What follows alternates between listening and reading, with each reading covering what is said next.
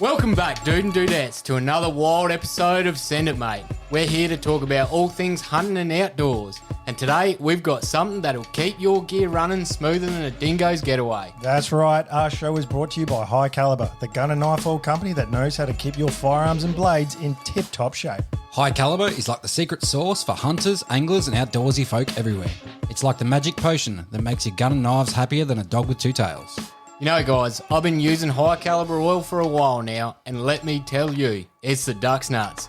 My rifle practically sings a lullaby when I take it out hunting. And speaking of lullabies, ever tried sneaking up on a deer with a squeaky gun? It's a prime way to end up with no venison in the freezer. You'll be hungrier than a vegan at a bacon festival. Absolutely. But with High Caliber oil, your gun will be quieter than a ninja in moonlight. You'll be stalking your prey with the grace and stealth of a mountain lion. High Caliber doesn't just keep things quiet, it also prevents rust and corrosion, so you won't find your gear looking like it spent a season at the bottom of a creek. That's right, and for you knife enthusiasts out there, High Caliber has got you covered too. Your trusty blade will slice through anything smoother than butter on a hot biscuit. So, folks, don't let your gear become a rusty, squeaky mess. Head on over to highcaliber.com.au and grab a bottle of their oil today. And if you use the code SENDITMATE at checkout, you'll get a special discount. I say again, use the code SENDITMATE for all your oil slick, stealthy hunting needs. Thanks to High Caliber, you'll be sending it in style and silence. So, gear up, oil up, and send it, mate. High Caliber, the ultimate oil for the ultimate hunter.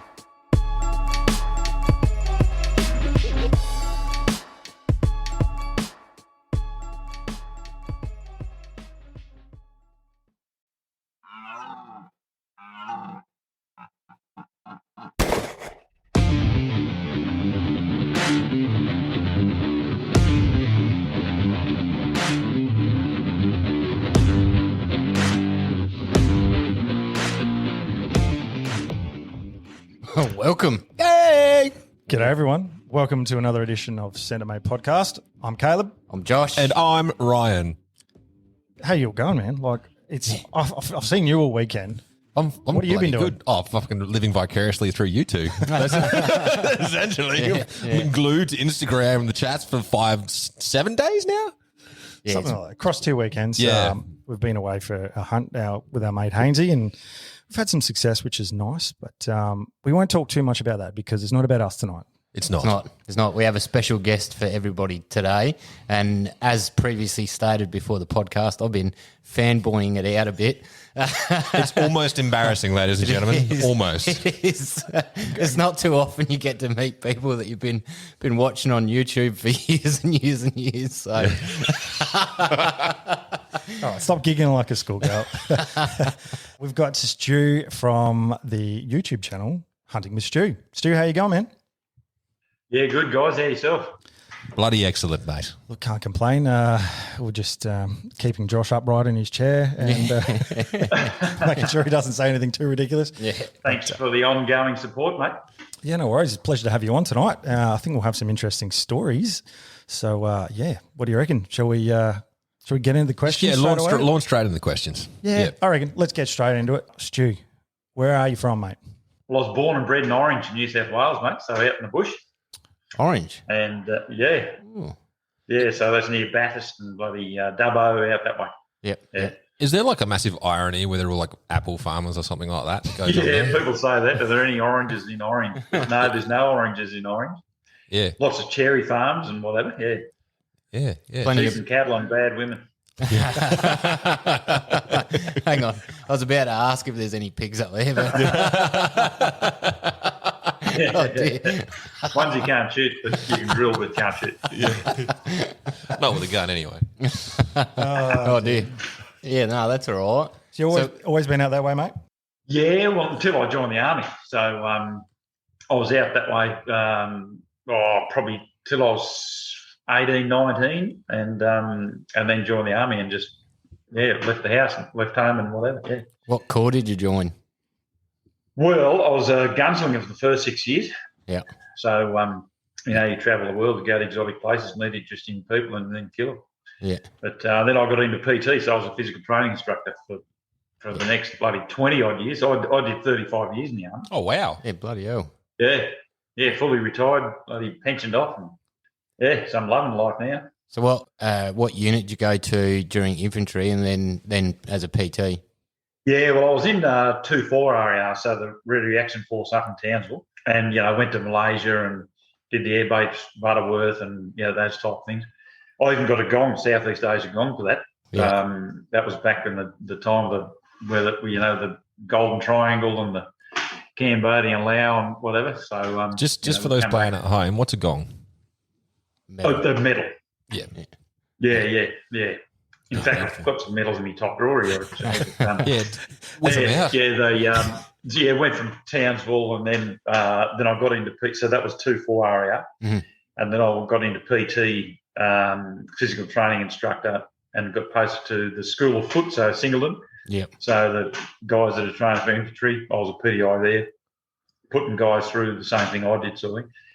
And then I went to RMC Duntroon, so I was an officer training the officer cadets, and so I've done a few training establishments and finished up at Randwick and Holsworthy Barracks and Victoria Barracks and whatever, and just eventually went to Darwin unaccompanied.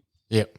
Up in the mud crabs and buffalo and ball pigs, and did that for a few years, and then got out after 35 years. When were you at Singo? When Singo, I was there from 88 to middle of 90. Oh yeah, before my time. So the old days, that's when you could butt stroke people and bloody slap them down if they were being a dick, The good old days. Damn kids and their rap music. Before your time. Yeah, that's right. You were 1 year old, Josh. We'd say jump and they'd say how high. Yeah. What was you saying? You were you were on your dad's ball sack while he was doing real man stuff. Yeah. I was in Baghdad uniform and you in Dad's bag in liquid form. Yeah. Exactly That's the right. one. Yeah. You got it. Singo, it's amazing, like hearing, I guess, the older generation going through Singo in the 90s and then the early 2000s. It sort of started to change, and then it really changed in 2006, and now it's become, from what I hear, really, what's the best word? Pussified. Yeah. They still run you through, what you need to know, but and not quite in the same harsh environment or the harsh way. Yeah, that's right. Yeah, you can't yell at them and can't swear words and all that sort of stuff. It's fucking ridiculous, Yeah. Yeah, well, I got out about 5-6 years ago, so, I've missed all that, which is good. Yeah. But because it was good in the rough days, it was bloody great, You did the wrong thing, you get a punch in the head and you just learn from it. Yeah, and that's where it ended as well, though. A punch in the head and that's it. It's finished. There's no, it doesn't carry on further. Now kids whinge and it carries on to the next week and the week after, and it's terrible. Yeah, I mean, That's right. So I'm assuming that your sort of perspective on this shift is you don't necessarily agree with the direction that they're going in now.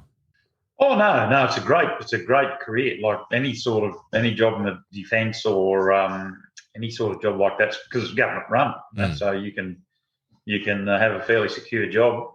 There's a lot of good things going for it, but as you're alluding to, there's a lot of fluffy, bullshit. red tape stuff going as well.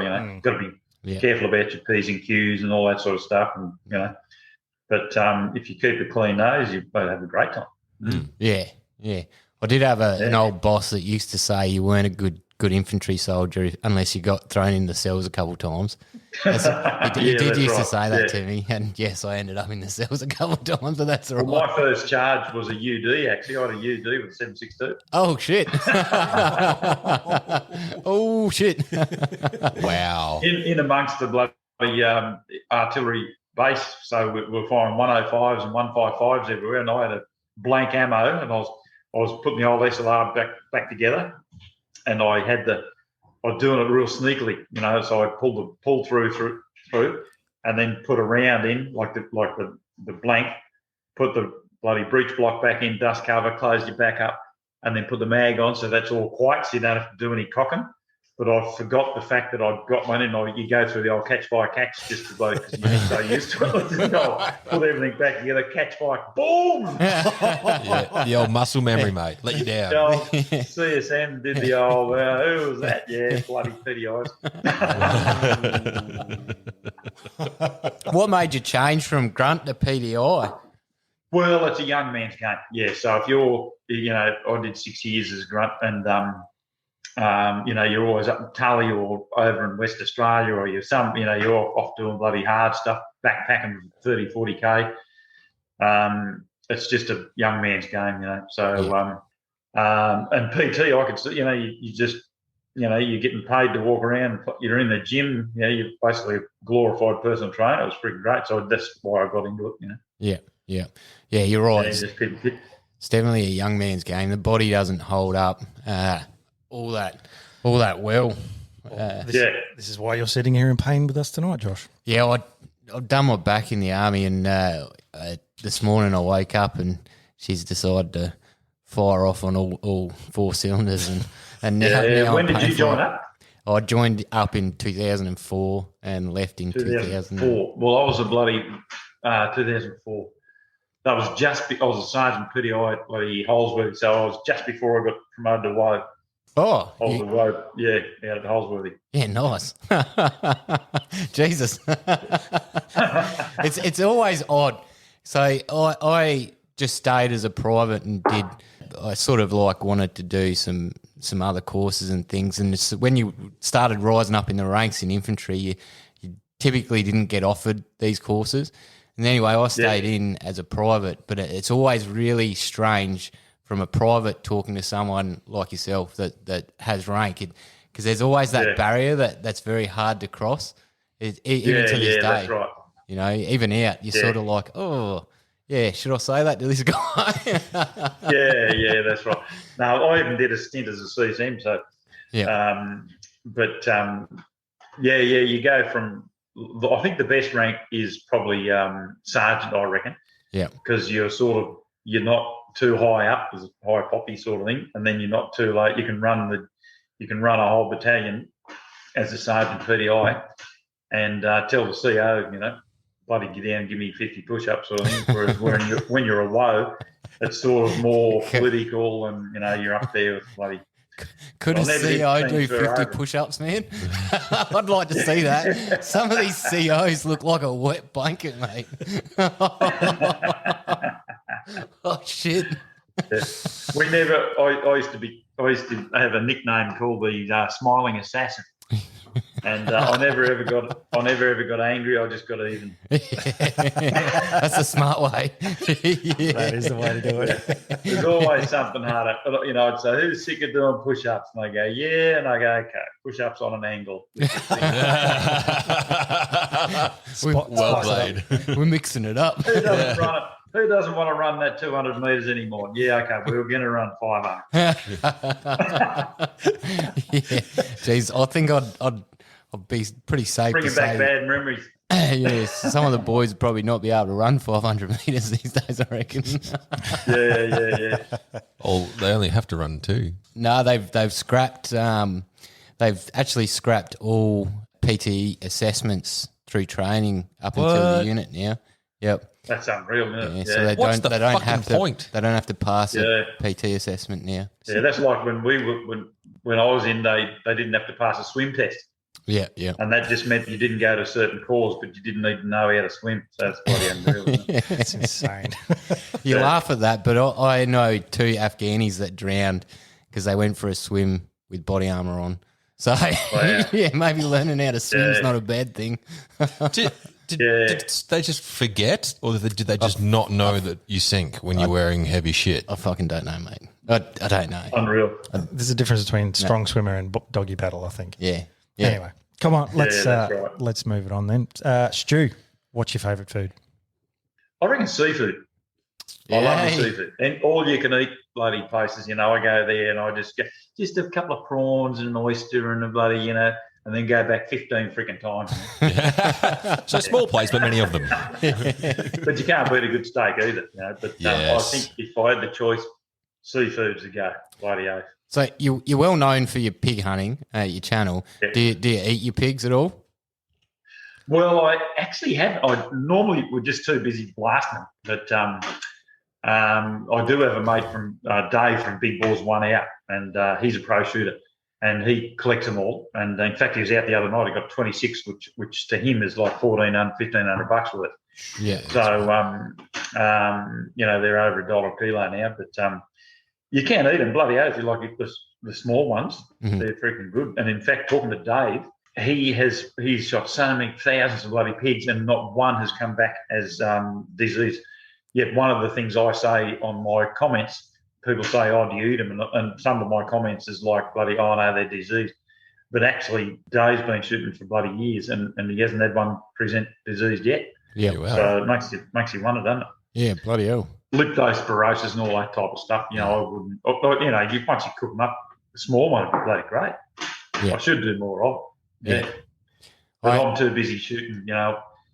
Bugger waiting, mucking around eating them. I'd rather shoot them. Yeah, the fun part. Yeah. This is where you need that camp cook, just someone back at Yes. base who can do all that sort of gear, I reckon. Yeah. That's right. I had the luxury to eat a pig that was feeding on a almond orchard actually in Victoria, and my god, the meat was unbelievable. Yeah. Yeah, that'd be good. Yeah, bloody hell. Yeah. Actually, strange. Like the flavour. Fuck. But Yeah. that's There all. you go. Well, you are what you eat. Goes for pigs as well. Yeah, that's right. Hey, talking about that, have you blokes noticed that when you're shooting foxes and then you're skinning foxes and then you fart and it smells like fox? I haven't noticed. That's usually when I take a That's shit. a bloody try. I've done that every time I've shot foxes with the old man or whatever. And someone farts and it's a fox. Even if you're not round the fox. Yeah, you sort of just permeates into you. I can't say I've noticed that, but now I'm going to be looking for it. Yeah, I'm going to try it now. Now I'm going to be saving up all my farts for when I shoot a fox, just so that I can test it out. Yeah. That's the first thing you you're going to go do. from fart then to a musky fart. Yeah, that's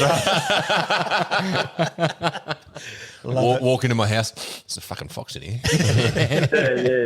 Yeah. All right, Stu, what was your first job, mate? I was a concreter, actually. I left school year 10, so 90% of people when I went through school, left at year 10, and only the nerds went on to year 12. So I was a concreter, mainly driveways. So working for a guy, concrete, and then went from there to roof tiling and just those labourer type jobs. Yep. My last job before I joined the army was jackarooing. Ah, Out the property. So, sun up to sunset, bloody feeding the cattle, doing the hoe, all that different shit, And I was getting like $100 a week, working bloody 5-6 days a week. Oh, don't spend it all at once, bloody hell. Yeah. Oh, shit. Yeah, so I think in the end the bloody army saved me because it was just like move away from Orange and see the sights of Australia, because I went to Townsville, Stingo, bloody Canberra, all those places, so Yeah, you got to see Australia. Yeah. Yeah. And now I'm doing the odd kayak tour. So I'm living up here in the northern beaches, Sydney, and I do the odd kayak tours and things like that. So it's good fun. Yeah. That's Just all. I'll never go full time again. Yeah. I was gonna ask actually. Like, there's a distinct point on your channel where you picked up a kayak and you started using a kayak for your pigs. What made you think of that? Well, we used to always go out and the hot parts of the month, like so over Christmas and January, February, whatever, whenever we were out west when it was hot, Dad would always run the show. So Dad would say, right, we're shooting until about 10 o'clock in the morning, and then we're going back to camp, have a couple of beers and have a sleep, and then we go back out again at 3 o'clock in the afternoon and shoot through till dark, And then if we were keen enough, we'd go spotlighting. So there was a lot of middle of the day doing nothing. Mm-hmm. And in the end, I just bloody thought, well, shit, I'd do the odd walk down to a billabong and shoot the odd pig. But then there was a lot more pigs during the middle of the day down on the bloody water. Mm-hmm. And I thought, bugger walking, I'll have to bring a kayak one day. And I had an old Bass white water kayak, which I've still got that one. It's got a hole in it now. That just saves it getting stolen. And I just put a bit of mud on it when I take it out shooting. But and I've been using it. And the first time I used it, I took it out and Dad said, what have you got this bloody thing for, you idiot, And I said, well, it's designed to, get me from A to B so I didn't have to walk, Anyway, so when they had a bit of a sleep and during the day, I just took the kayak down and I shot probably 5 or 6 good boars in about 20 minutes and with a 30-06. And that's like, I got them on video. And got back, and Dad said, "What were you doing all that shooting? You kept us awake, you bloody idiot. How many roos did you shoot?" I said, "No, they're all boar pigs." And of course, Dave, not Dave, bloody Steve, that came with me. He's been hunting with us for a while. He then cottoned on to the fact that, oh yeah, bloody pigs, middle of the day equals kayak, whatever. And the next trip we came out, Steve's got a kayak on his roof. So I still got the paddle, but now he's got the electric motor, and I reckon, yeah. And of course his brother's now with us now too. So Steve and Pud. So the three of us are like the terrific three, or whatever you call us. The three amigos. Yeah. That's it. Does he go all right with the electric motor, making a little bit more noise than you? Well, he buggers it up because you put it on, you'll see a pig, you'll set it straight, and go. Just go straight into the pig. Whereas I like to bloody just handle and get it right, Yeah. Perfect. It looks like a lot of fun, actually. Like, have you ever dumped your rifle over? No, I haven't, but his brother Pud has done that, and he'll be shitting bricks that I've told this. But in fact, I think it's called the wet gun hunt or something like that. And Pud's done it. He's on his kayak. He's got this big inflatable thing with a Taj Mahal tent and freaking everything over it, and electric motor, and he's got the 30-06 this way and the bloody shotgun that way. And something and one went and he went that way, and it fell over, and then that one fell over, and he lost the rifle and the shotgun. Oh no! A day and a half to get it back. In fact, what we ended up doing was getting all these magnets together, and we just used a magnet going through it because it was all just shitty water. Oh yeah. You couldn't see. And we're trying to use the paddle to bloody, because it was above our head height. It took all afternoon to bloody get the guns back, but he got them back, cleaned them up. Oh, but nice. he was the Victorian government was, if you lose your guns, they don't take that as an excuse. They think you bloody sold them to, Yeah. So, Wow. oh, I lost my guns. Yeah, sure you did. But that was the only time that's ever happened. But then Steve's now got these little, he ties his stock with his rifle and whatever now. So just in case it goes over, he's got to conform back up. But I still don't use that. But Yeah, that's smart, tethering it. Clever. With all those rifles, there's not enough room for Pud. All right, next question, Stu. If you could trade places with anyone in the world, who would that be? I'm guessing your answer's not going to be Pud. You know what? I've racked my brain, and I reckon I'm thinking I've brought it down to it's got to be a hot chick, and you're married to that hot chick. But then those guys are bloody either freaking working their ass off, and I don't want to be working my ass off just to have a hot chick. So I can't think of anyone. I think I got the right, trade places with me. So, hang on. So you want to be a hot chick? I actually couldn't think of anyone. I can't think of anyone. Except a hot chick, and then just have a sugar daddy. So if you think of someone like Sandra Bullock, you go, right, I've just swapped places with the boyfriend or the husband, but then he might be some dick that's got to keep up with bloody whatever and you go, oh shit, So you'd be I get you you now. get a sugar mama who's an attractive woman. you think of some Yeah. I'd do that. But then if you traded places with the bloke, well, you don't want to take on his shit either. Yeah. Ooh, yeah. You want to pick the right one. You want to pick the right one. So. Yeah. That's right. Do you know what? That's a different answer, and I bloody like it. It is. And that's the second person we've had turn around and say no one, really. No, and I've thought about it, and the richest man in the world, but they're freaking always on their emails and they're always on their computer, and they you'll never find time to bloody go out shooting pigs if you're the richest man in the world. So True. Yeah, very true. It's the old cliche, money doesn't buy happiness. So, But it does buy a shit ton of fun for a small amount of time. yeah. But a lot of good things in life are free too, eh? This is true. not wrong. Something that isn't free is kids. Stu, do you have any kids? Yeah, I've got 3 kids. Oh, very good. I've got twin girls, So I've got Ellen and Sally are the twin girls, and Ellen's a big city lawyer down in Melbourne, and Sally's a physio, but she's on this is her last year as a doctor, so she's doing medicine. And so they're really smart. They must have got it from their mum. But then I've got an older boy, Brent, and he lives in Amsterdam, and he's a bloody Viking. He's living over there now. He's loving it. Nice. Amsterdam, the place to be, mate. Yeah, that's different. What took him over to Amsterdam?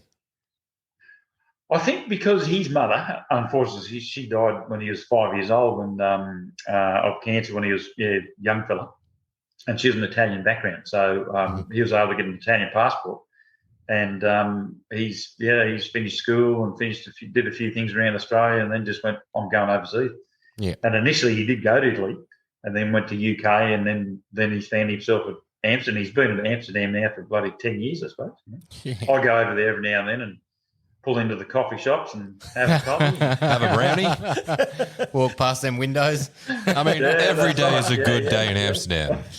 Oh, too good. Well, I've actually got twin girls myself, mate, and they're only 6, a bit different. But do you ever get them out with you? Do they come out with you at all?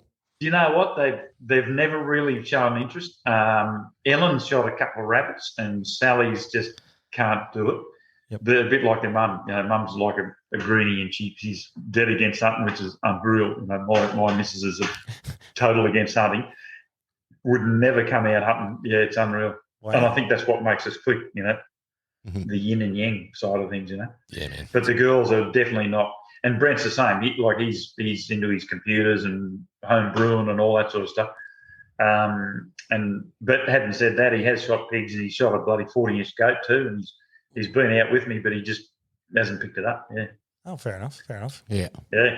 There you go. Well, I guess the thing with kids is you can't make them do stuff. They've got to show an interest. So that's where I'm at with my girls at the moment. They're 6, so they're starting to show an interest. And especially after the weekend when I was showing them this fallow I shot. Oh, Dad, when we get to go. And it's actually the first time they want to come out. First of all, it was sort of like, oh, Dad, why do you shoot animals? And I hope you don't shoot the mummy ones. Yeah. Only the daddy ones. Yeah. It's fucking prejudice. I'm like, what the heck? Why only shoot the mummy ones? Or the daddy ones? Anyway, they're super excited to get into it. So I'm keen. Yeah, I'm looking forward to that myself. Yeah. Well, have you seen those YouTube clips where the little kid, the little kid's bloody shot a deer out of a blind or something like that? That's just shaking with bloody excitement. Yeah. It is really cool. Have you seen the one with the kid using the shotgun and like blows him 2 meters back and then he fucking gets up all excited? He's like, did I get it? They fucking nailed it. Yeah. Sounds dangerous. Yeah, that's right. All right, Stu, what's the most dangerous thing you've ever done?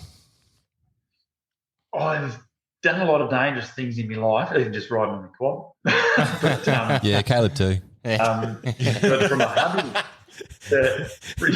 a hunting point of view, I went to Africa a few years back, and we one of the there was probably 5 or 6 days we're following Livingstone's bloody trails. I mean, we spent 3 weeks in all the way through Zimbabwe and the Zambezi River and right up to bloody Victoria Falls. And part of that, there was 5 or 6 days I hunted Cape buffalo. And I got myself a big bloody, 40-inch bull buffalo, like Cape buff. And during that time, you know that it's a bloody dangerous thing because, like, when you're hunting pigs, you're trying to find them, and off they go. And truth be known, 95% of the time, pigs are just trying to get away, regardless of how big they are. Mm-hmm. It's only when you wound them or they get cornered or whatever, then they'll go you. But the Cape buffalo, they look at you like as if you owe them money, and you just don't let them know you're in the same grid square, And I shot my buff from about 10 metres, I suppose, and we're getting encircled by the whole herd, and there was egrets on the bloody backs as early warning signs and whatnot. Yeah. And I just had this feeling, oh shit, Stu, because there's so many hundreds of people have been killed by buffalo. Yeah. And they don't just butt you like the North Australian buffalo. They'll butt you and just disappear.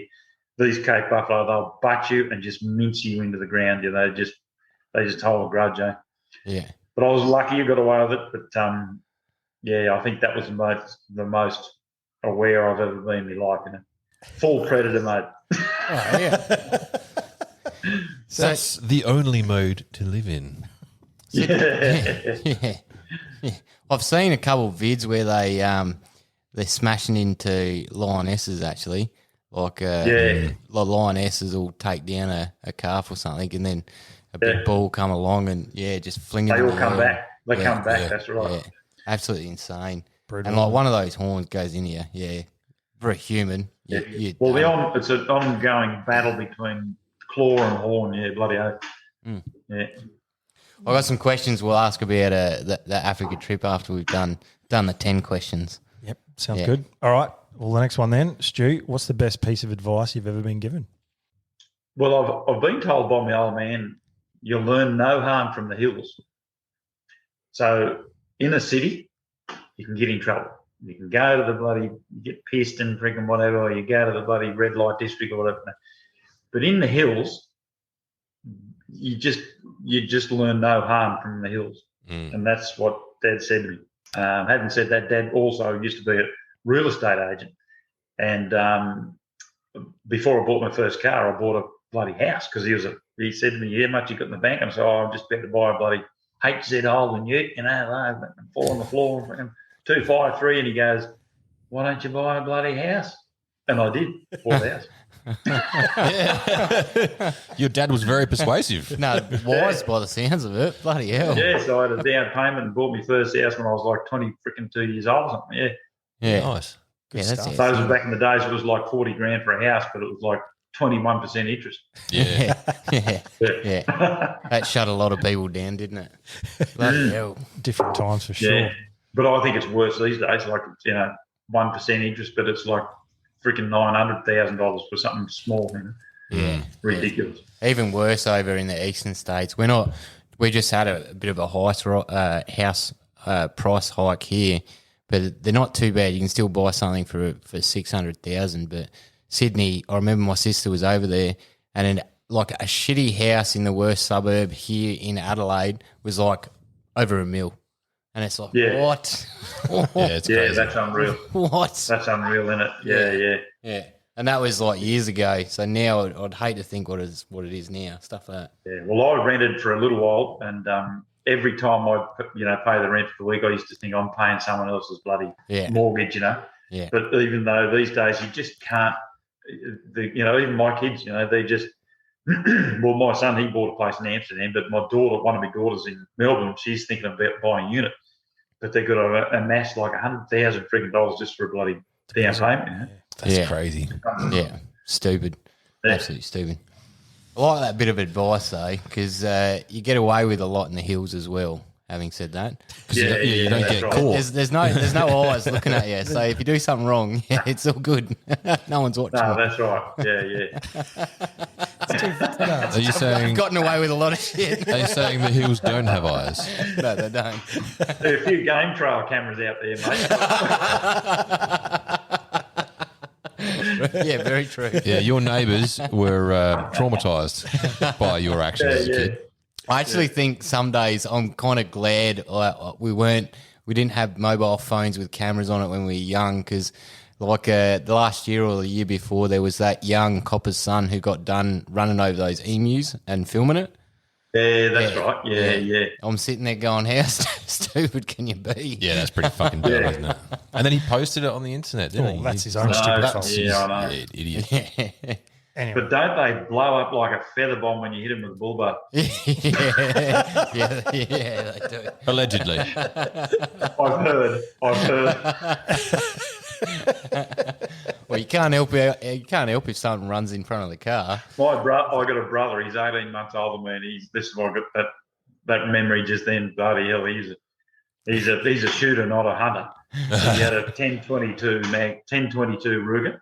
Yeah. 25 shot magazine. They used to have two of them bloody taped together. So he had a 50 round bloody, and he just used to tell people he'd shoot pigs with 22, and everyone would go, bloody hell, do you shoot pigs with the 22? And then they'd say to me, is your brother bullshit? Does he shoot pigs with the 22? I said, yeah. Off the bloody YZ 49, he'd be going, whoa, and he'd go, one kid, swap mags, and he goes, pigs with 50 shots. Oh God! Yeah. So back in good thing we didn't have video back then. Bloody hell. Yeah, and this is why we can't have semi-automatics. Yeah, that's right. Yeah. Oh. What do you do? All right, Stu, what is your most treasured possession? Well, this might sound real nerdy, but I think my fitness and health. Ooh. Because That's different, isn't it? That is different. That's like a great Yeah, answer. I've got bloody my 30-30 that Dad gave me when I was bloody 16 years old. I've still got it. I've got a lot of things that I have, but I think health is the big one, because if you're not bloody healthy, you can't enjoy life. So, I think that is. Yeah, I reckon that's it. No, that's perfect. It's a good answer. Actually. Yeah, definitely. Yeah. Definitely. There's a lot of people out there that I think they can't do the things they love because their health stops them. So yeah, that's probably a wise answer. I think there's also a lot of people that don't know how much they can do if they were healthy. Yeah, that's true. Ooh, actually, that's another. In fact, one of the things you were saying before, that when you joined the army around that 2000 whatever, Yeah. I was picked out of Army, Navy, Air Force to represent defence for Men's Health magazine. That was in 2001, 2, 3, 4, something like 2004 or something like that. So you're on the cover. Front cover of bloody Men's Health 2000. Were you like, you had your kid and off? I represented defence. I represented Army, Navy, and Air Force. Yeah, nice. Yeah. Were you like, yeah, no, I'm not here for the Air Force guys? Were you all Jack? Yeah, that's right. Yeah. Have you still got a copy of that at home, Josh? And is this why you're fangirling so hard? Sticky pages. Nah, that's outstanding, actually. I'm presuming, like you've obviously got to be pretty jacked to get on that fucking front cover. But it was a thing for essential services. So that was Defence Force, it was coppers and fireys, and we all did a thing together. Yeah, it was good.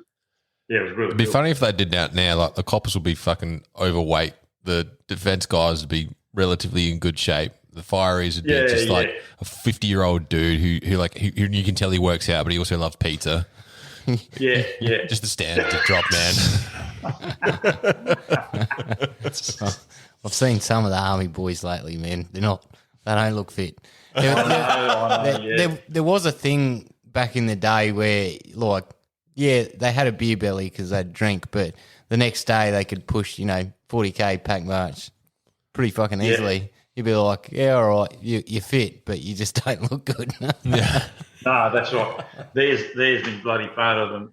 One of the photos. Yeah, you were jacked, man. Jesus. Look out. Yeah. Well, when it's interesting you talk about guys that were, I found that the guys that are that 20, 25-year-old and they're like a 90 to 100 kilos, they're just blocky guys. And, just freaking heart attack waiting to happen, another 20 years because it just pizzas every freaking second night and beers and whatever. And they're just too big. Yeah. Yeah, you got to take care of yourself, mate. Yeah, that's right. Yeah, definitely. I learned that the hard way. I was not fat, but I was muscly, but I had probably an extra 10, 12 kilos on me in the army, and I find it now easier to move than what I did back then. More mobility, quicker, obviously. Your strength obviously drops a little bit the less weight you're carrying, but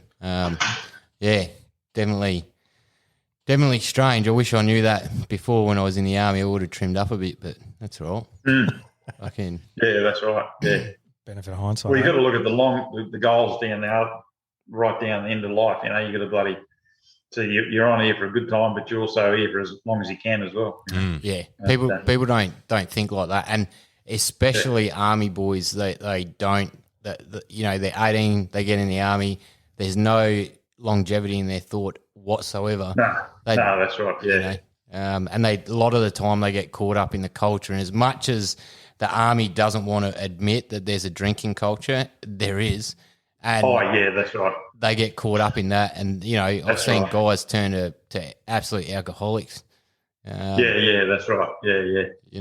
It's no long game. Oh, it's a big problem, bloody oath. Yeah, that's right. And look, I love me Bundies, but I tend to only ever drink Bundy's when I'm out west. So I'll buy a carton of Bundy's whenever I go west. So I don't buy cartons of Bundy's when I'm here. Yeah. So it's like a little treat when I'm out there. Yeah. And especially the pigs that get away. I used to bloody get angry. I used to go, bloody pigs got away, and I used to get angry and bitter and whatever. And then I thought, no, let's taste those buggers because, they're up against the bloody rifle and high-powered rifle and scopes and bloody whatever motorbikes, and they got away. So good on you. Fair play to them. Yeah. I like that. Yeah, I'll remember that tomorrow when I'm chasing deer. You got away? Yep, I'll have 6 beers. Yeah. I often post. I mean, it depends on how many points the beer is. How many points the deer is to how many beers you have, though. If it's like a solid, solid point count, then you're like, "Fuck, I'm drinking a slab tonight." A slab, that's child's play. Oh dear. All right, Stu, recommend a movie to us. I'll tell you what. Have you seen the movie Jock of the Bushville? Say that again. Jock of the Bushville. Can't say. So Jock is Never even heard a of it. Staffy dog. Jock is a Staffordshire dog, and the movie starts where it's in Africa, and you have to write it down, or you'll bloody replay it, I suppose. Jock of the Bushville, and it's probably back in the 1980s or whatever, but it's a story of this puppy got saved from death because he was going to be bloody drowned along with all these other puppies, and he hooked up with this bloke that was going hunting and freaking fishing and whatever, and this dog, the whole movie became about this dog. And and he used to chase down kudu and freaking all that sort of stuff. But it's a classic movie. It's a good movie. Yeah, nice. And the only other one that's way back there is Lost in the Desert is another good one. That was back in the 70s, and it was a story about a kid and his dad, and they were flying over the Kalahari and the bloody plane crashed and whatever, and the story about the kid living, survival for the kid. Hyenas were chasing him down, and it took bloody ages and ages and ages bloody to get. I haven't seen the movie for years, but I just quickly Googled it before, but and it's still you can watch it on YouTube. But one of the stories is the crashed plane, dead dad and whatever, and then he's off bloody hyenas are chasing him, and he goes, oh my god, there's a glint of light, a bit of something off there's got to be a bit of metal or whatever, and he's come over the sand dune, and it's days and days and days, and it's the same crashed plane. So it's really good. Yeah, it's really good. We'll have to give them both a bit of a watch, I reckon. I think I've seen other some than of the normal. Other than the normal bloody like Saving Private Ryan and those type bloody movies, they're good. Yeah. Yep. Yeah. They go Another one is In the Blood. In the Blood's a good movie.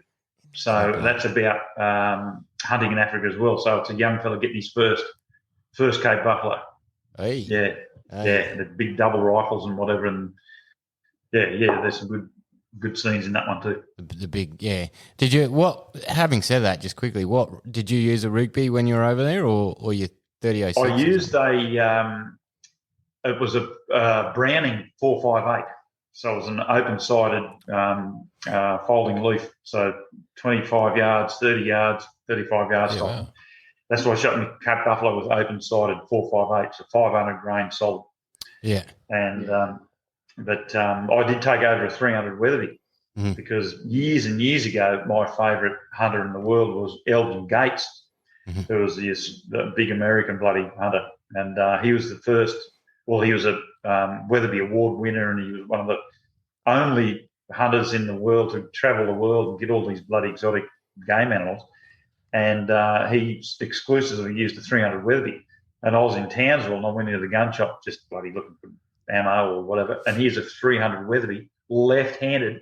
So I thought, oh man, I'm going to get that. So back in my old days, I've got the left-handed 300 Weatherby, and it was so flat, 26-inch barrel, and just too powerful, Yeah. The 3006 is so much better. But so, but I did take that 300 to Africa. Yeah. Did you shoot anything with it?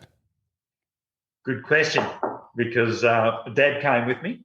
There was three of us, me and another mate, and Dad had his 270. I had the 300, and this other mate had a 308 from Gunworks. He had it all made up, especially for Africa. We got to Sydney Airport, and there was a guy at the thing. He said, "What do you got here?" At the departures, and I said, "Oh, we're going on a hunting trip to Africa."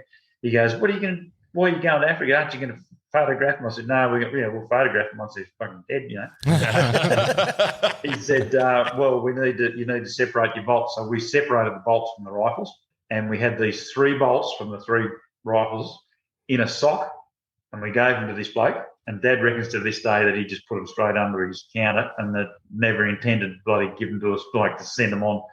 And that was the days when it was one trip.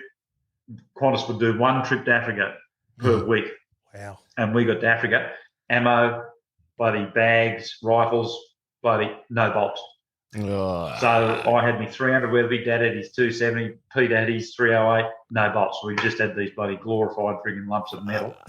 And for the first 7 days, we just hunted. I got a length of a 8mm Mauser, actually. And then Dad just happened to get a land of a bloody 270 Ruger, because there was another guy hunting there, and he had matching 270 and 375, and he was using the 375 for the Leopard, and he didn't need his 270. So Dad had a land of the 270. So we were in Africa. Everything's got a price on it with bloody rifles we'd never used before, and so there was a lot of shit hit the fan there. Bloody hell! Yeah, Going to Africa on a bloody hunting trip and frigging bolts didn't turn up. Did you complain to Qantas? I would have been like, Did you end up getting the bolts back? That 300 would have been a beauty, because I shot kudu and impala and bushbuck and zebra, and I shot a lot. Between the 3 of us, we got bloody 21 game animals. Yeah, nice. Dad used a 22, single shot 22, and he got the record bushbuck of that year. Yeah, bloody beautiful bushbuck, 16-inch horns on it, and I think the average heights are about bloody 14 inches. And he shot with a single shot 22 because he didn't have his 270. Pretty classic. Dad shot 6 animals with 7 shots in Africa. Fucking classic. wow. Yeah. Hang on, 6 animals with 7 shots. Yeah, that makes sense. Oh, yeah, that's making do with what you got. So what happened to the bolts in the end? Did you get them back? Well, we ended up getting bloody back to Australia, because once we got back to Australia, we sorted it all out and they were there. But still under the desk. we checked that plane before it left Africa. We checked the plane, was not on the plane. Yeah, but big muck around. But anyway, Dad, that was the days with typewriters. So Dad typewriter out all this bloody stuff, and one in a lifetime hunt, blah blah blah, with my son, blah blah blah. This is cost of this, and so the cost of this and cost of that was like $100 for this, $100. Your dad wrote a fucking letter. Yes, he did. Yeah, that's right. A strongly worded letter. Yeah. Good on him. Well, while we're on the topic of rifles, question 10 is, what was your first rifle, Stu? The first rifle I ever had was a 22 Hornet on a 303 action. And wow. It was a bloody, 303 looking rifle, big bloody thing, but a 22 barrel.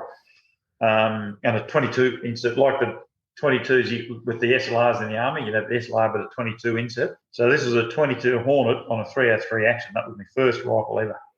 Yeah, that's all and right. We shot foxes and rabbits and shit with it. Yeah.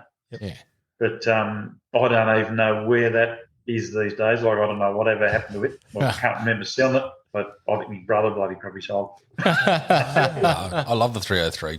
Yeah, I got 303.25, and it's actually in pieces at the moment.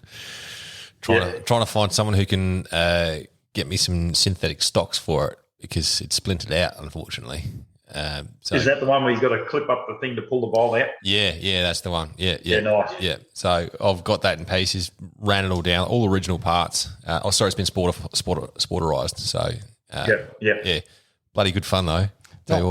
Not well by the sounds of it. If the stock's split, sporterized. That's how it was when I got given it. So just tape it up, you'll be right. Yeah, well, I've had it all together and it was functioning. No worries. I just pulled it apart clean. Like it was an old Cocky's rifle that he'd had since fucking forever and had never cleaned it. So I ended up stripping the whole thing down, then ended up because I'm going to be reloading for it as well.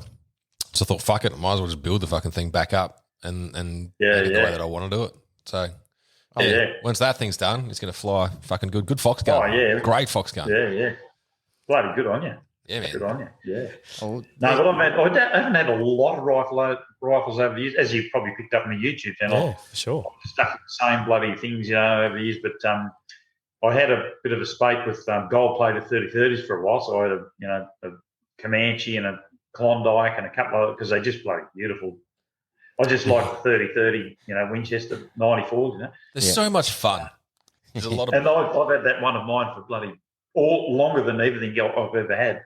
And it didn't turn up until about 20, 30 frigging videos on the YouTube channel. And I threw it up one day to bloody, and the comments I've got, they went, what's that? Is that a 30-30?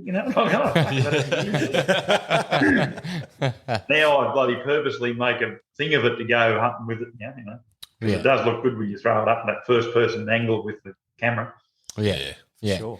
I got a question while you're talking about cameras. What persuaded you to go on to YouTube? Well, it wasn't a persuade. Well, it was I suppose. I got an old army mate, Adrian, who was a sniper and ex-PDI as well. And I took him out shooting one time out west, and we shot probably 150 pigs on this weekend. And I was using my Sony action cam, and I videoed everything. So he was shooting all these pigs, and I actually trimmed it down to 4 minutes. And there's about 40 or 50 pigs shot on this 4 minutes. And he wanted a copy because he had pigs charge him and bloody we were brawling around. It was just great video. And I called it 4 minutes of hell fun. And I said, well, bloody send me one of those flash drive things. And because he was in Canberra and I was in Sydney. And he goes, nah, he said, just bloody do it today. And I said, what do you mean? He said, get on YouTube and freaking, and I said, I don't know how to bloody do that. Anyway, he talked me through how to raise myself a channel. So I raised, and I just happened to type in hunting with Stu. So I've always stuck with that. And found this bloody clip and started to post it up, and he told me how to do it and, started to go. And I said, it's only got like 2%. And he goes, yeah, it's going to take freaking ages because it's high definition. And I said, well, how long is ages? He said, well, probably frigging all day. And he said, give me a ring when it says processing. So I gave him dial up. when it was bloody processing. And anyway, it said publish, and he said, yeah, press pub, So then we both watched it. He watched it in Canberra and I watched it here in Sydney. And it was just a blasting pigs. It was just off the quad and frigging blasting pigs with over and under shotgun and whatever. And anyway, after watching that, we had a bit of a chat, and he said, right, he said, I'll download it now. Thanks, mate. No worries. And I said, just before you go, I said, how many people are at your house? And he said, what do you mean? I said, well, there's 300 freaking views on this. He goes, yeah, it's on the freaking internet, you idiot. And I went, oh, fuck. And then initially I was a bit skeptical, like, oh, shit, Yeah. So then I'd post 2 or 3 minute clips, just of the action stuff. And, but then people used to say to me, it's not long enough. You got to post more bigger clips, And that's where it all started from. Yeah, from me mate, bloody wanting a copy.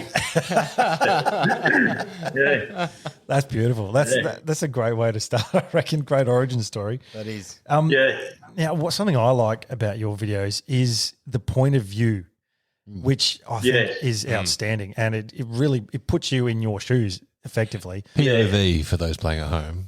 POV, yeah. And I think that's probably why people like it so much, is because it's almost like you're there as you. Yeah, that's right. And I get a lot of comments, people saying, oh, I dodged under that branch, or bloody, held me breath as well when you're taking that shot. But I did, if you look at my first couple of videos, I did have a camera on my barrel. Yep. And it just didn't sort of work that well. So I thought, what can I do to bloody, and I was tossing up between a GoPro and Sony action cam, and I had Sony cameras before. And then I made the choice that GoPro were changing every year, but Sony have always been the same over the years, and they just got smaller. So as it turns out, Sony just seems to be bloody better. And because it sits on the right-hand side of my head and I'm a left-handed shooter, it just happened to be like a first-person shooter.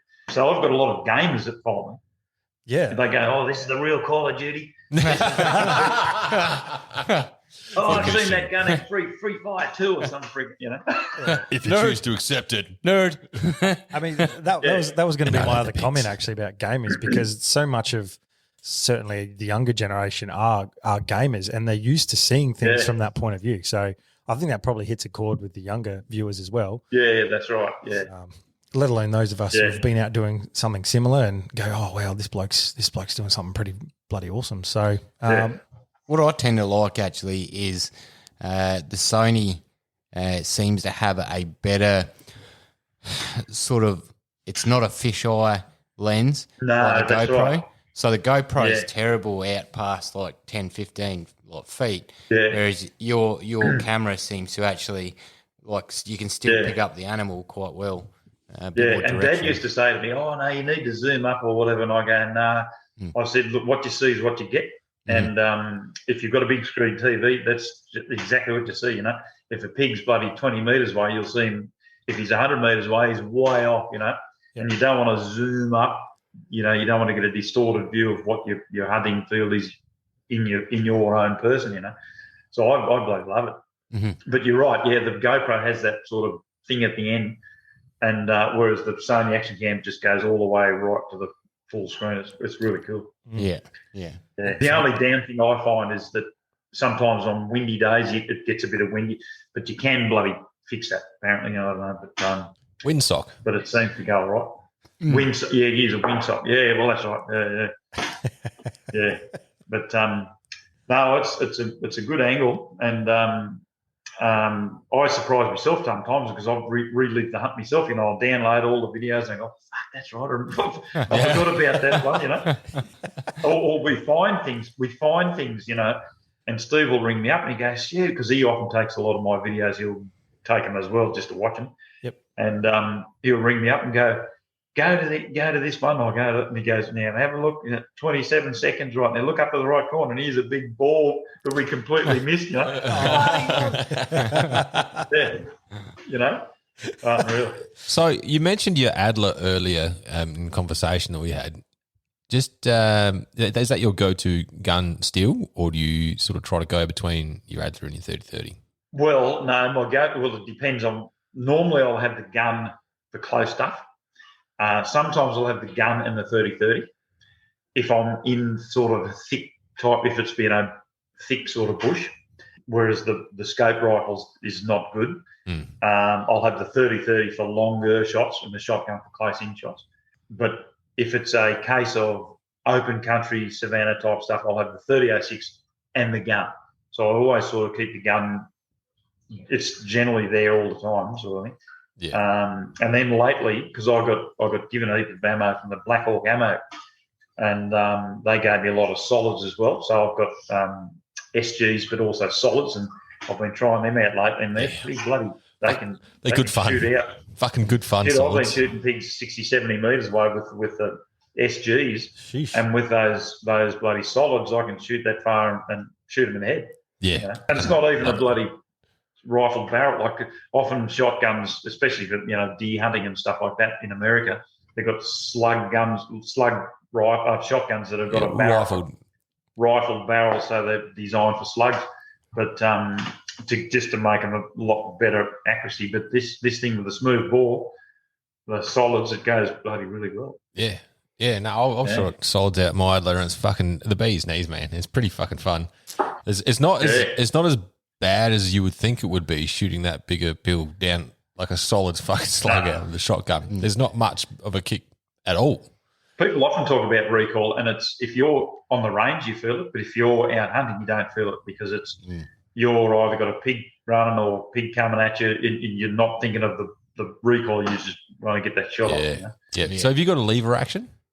Yes. Lever action Adler. Yeah. Adler. Yeah. Well, Steve and Pud, they've got bloody straight pulls. Yeah. And I class straight pulls as semi-autos that don't work anymore. Yeah. Well, I've got a semi-auto that doesn't work anymore. And so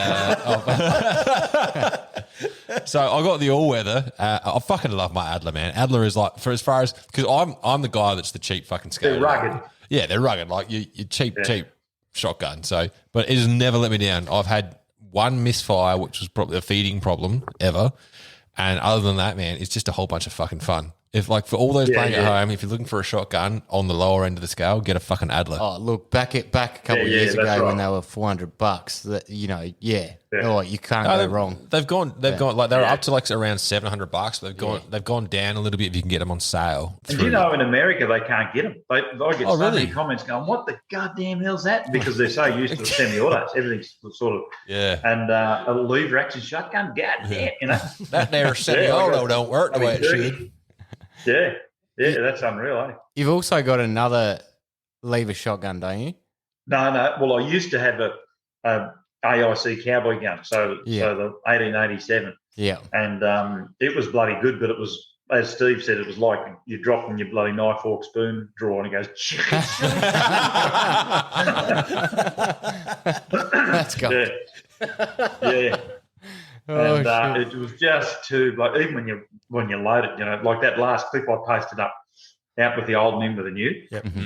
The first scene is me bloody loading that thing up, and you're cutting your thumb, and you've got to go down through the receiver to put them in, and they're bloody dangerous because it doesn't have a safety catch on it either. So you got to wear gloves to load it.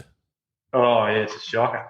But so I was always going to update with that one, but it did look the part.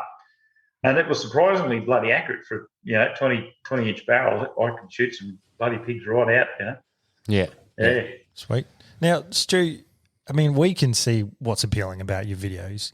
Does it surprise you how many people have conned on and are just loving your stuff? So you've got over 200,000 subscribers on your YouTube channel now. Do you sort of pinch yourself, or like how long's that taken to evolve? Well, if you look at me, you go through about, I think it's, there's all these different things on the YouTube. It's got, community. In fact, on the community, I clicked today going, 7:30, we're tuned in. But then I thought, it's probably not live. all these people going, I can extend it. And then I edited it and went, maybe it's not live anyway. I saw that. But there's one right down the far end, which is called About. And it was 2014 I started. Yep. And I've had, over 50 million views but it started out, I had around about 2,000 odd subscribers, and I thought, that's pretty cool, And then there was and then I opened up the comments because I didn't even know how to do the comments. And when I opened it up, I was like, and then there was more comments, not about the videos. It was about this bloke needs more bloody, more views for what he's got, more subscribers. And I thought, I suppose so. I don't know. And then I got 10,000. I thought, how good's that? And then it was like 20,000. Then I had some people saying, look, we want to give you this and we want to give you that.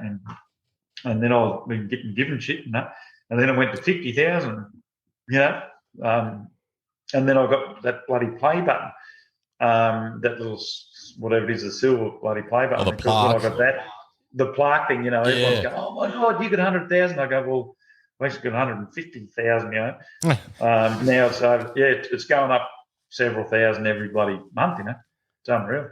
Yeah, wow. I mean, it's really down to the content, I guess. You're not out there promoting it, not of itself. No, and a lot of people, like my daughter, like she's right into the IT, like the Melbourne one, the one in Melbourne, she's a big city lawyer and she's all over computers, mate. And I said to her, what can I do other than merch? Because people, got me hat behind me, but people say, we want to get bloody merch, Stu, freaking. And I said to my daughter, what can I do to bloody get things going? And she goes, don't change a thing, Dad. Like, okay, right. She said, what you're doing just seems to freaking work. And I thought, okay. Yeah. Oh, well, that's it. Just focus on what you do well. Your hat looks good. And I suppose I've looked at a lot of YouTube clips, and especially the American ones. It's like all set up, and you walk past the camera and all that sort of shit. And, staged. You can see it's bullshit. Yeah. Whereas with me, it's like what you see is what you get, and I think that there's a lot of people like that. Yeah, raw. They don't want to see the bullshit. They don't want to see a bloke talking for 20 minutes and shooting one pig. They want to see a bloke shoot 20 pigs and talk for 1 minute. Yeah. Well, and when I do reviews, it's like, how good's this? They go and try it out, and I'll go and freaking try it out. Keeping it simple and genuine, I think, is the best way with anything. Because if someone's coming out with you to go for a shoot, that's what they're going to experience is what you see in a video, essentially, not you sitting there and staging some. I'm sure that's right. I'm sure there's let's do that again. In fact, someone said to me, a while ago, we want to see a bloopers reel. And I said, well, there is no bloopers reel because freaking I just post everything up that comes out of our trips now. Fuck, we've got a bloopers reel, but it cannot be ever put out on the internet. Yeah, definitely not. I like your hat, actually, but I did notice that you're wearing the old Veterans Hunt Australia shirt there. Yeah. There it is. Yeah. Yeah. That's a ripper. Very good. Very nice. Yeah, look, those guys, bloody, I don't know how they contacted me, but bloody, they sent me this shirt out. I think I've sent a photo in and won the bloody thing, you know. But yeah, I like to sort of raise awareness for all these people that are bloody, you know, especially the vets and the guys that, you know, the battlers and guys that'll say, hey, Stu, because I've got me Instagram now. Yep. So I've got this hunting. I actually did have Hunting with Stu Instagram, but I did something. I fucked it up and I got banned. And I think I put one photo up. You got banned. You got banned from Instagram. So now I go Hunting with Stu, and it goes, no, that's taken. Oh, yeah, I know it's taken because it's me. Now I've got Hunting with _Stu, and I'll make sure that whatever I did before, I can, you know. So I've got that, and I've got that link to YouTube, and YouTube link to it, sort of thing. Yep. So I'd get a lot of comments from that saying, "Oh, can you bloody we're raising money for farmers and you know whatever." So I'll go, "Yeah, mate, fucking let me know," and I'll do a lot of stuff on Instagram like that, you know, where to raise awareness and for all these young fellas that are trying to do the right thing. You know? Good stuff. Yeah. Good stuff. Have you got any trips coming up? Yeah, got a trip. We've got to be back for Anzac Day, obviously, because being ex-Barney, but we're back on Anzac Day. But we're going out to our normal place where we blast pigs off the quad and whatever. So I'm going to try and also tee it up with Dave because Dave's out that way as well. And Dave from Big Balls won out. He if you've got to check his channel out. He was a dogger, but he's also a pro shooter, and he's getting into the thermals and whatever. Mate, he's shot so many bloody pigs, and we call him the god of pigs.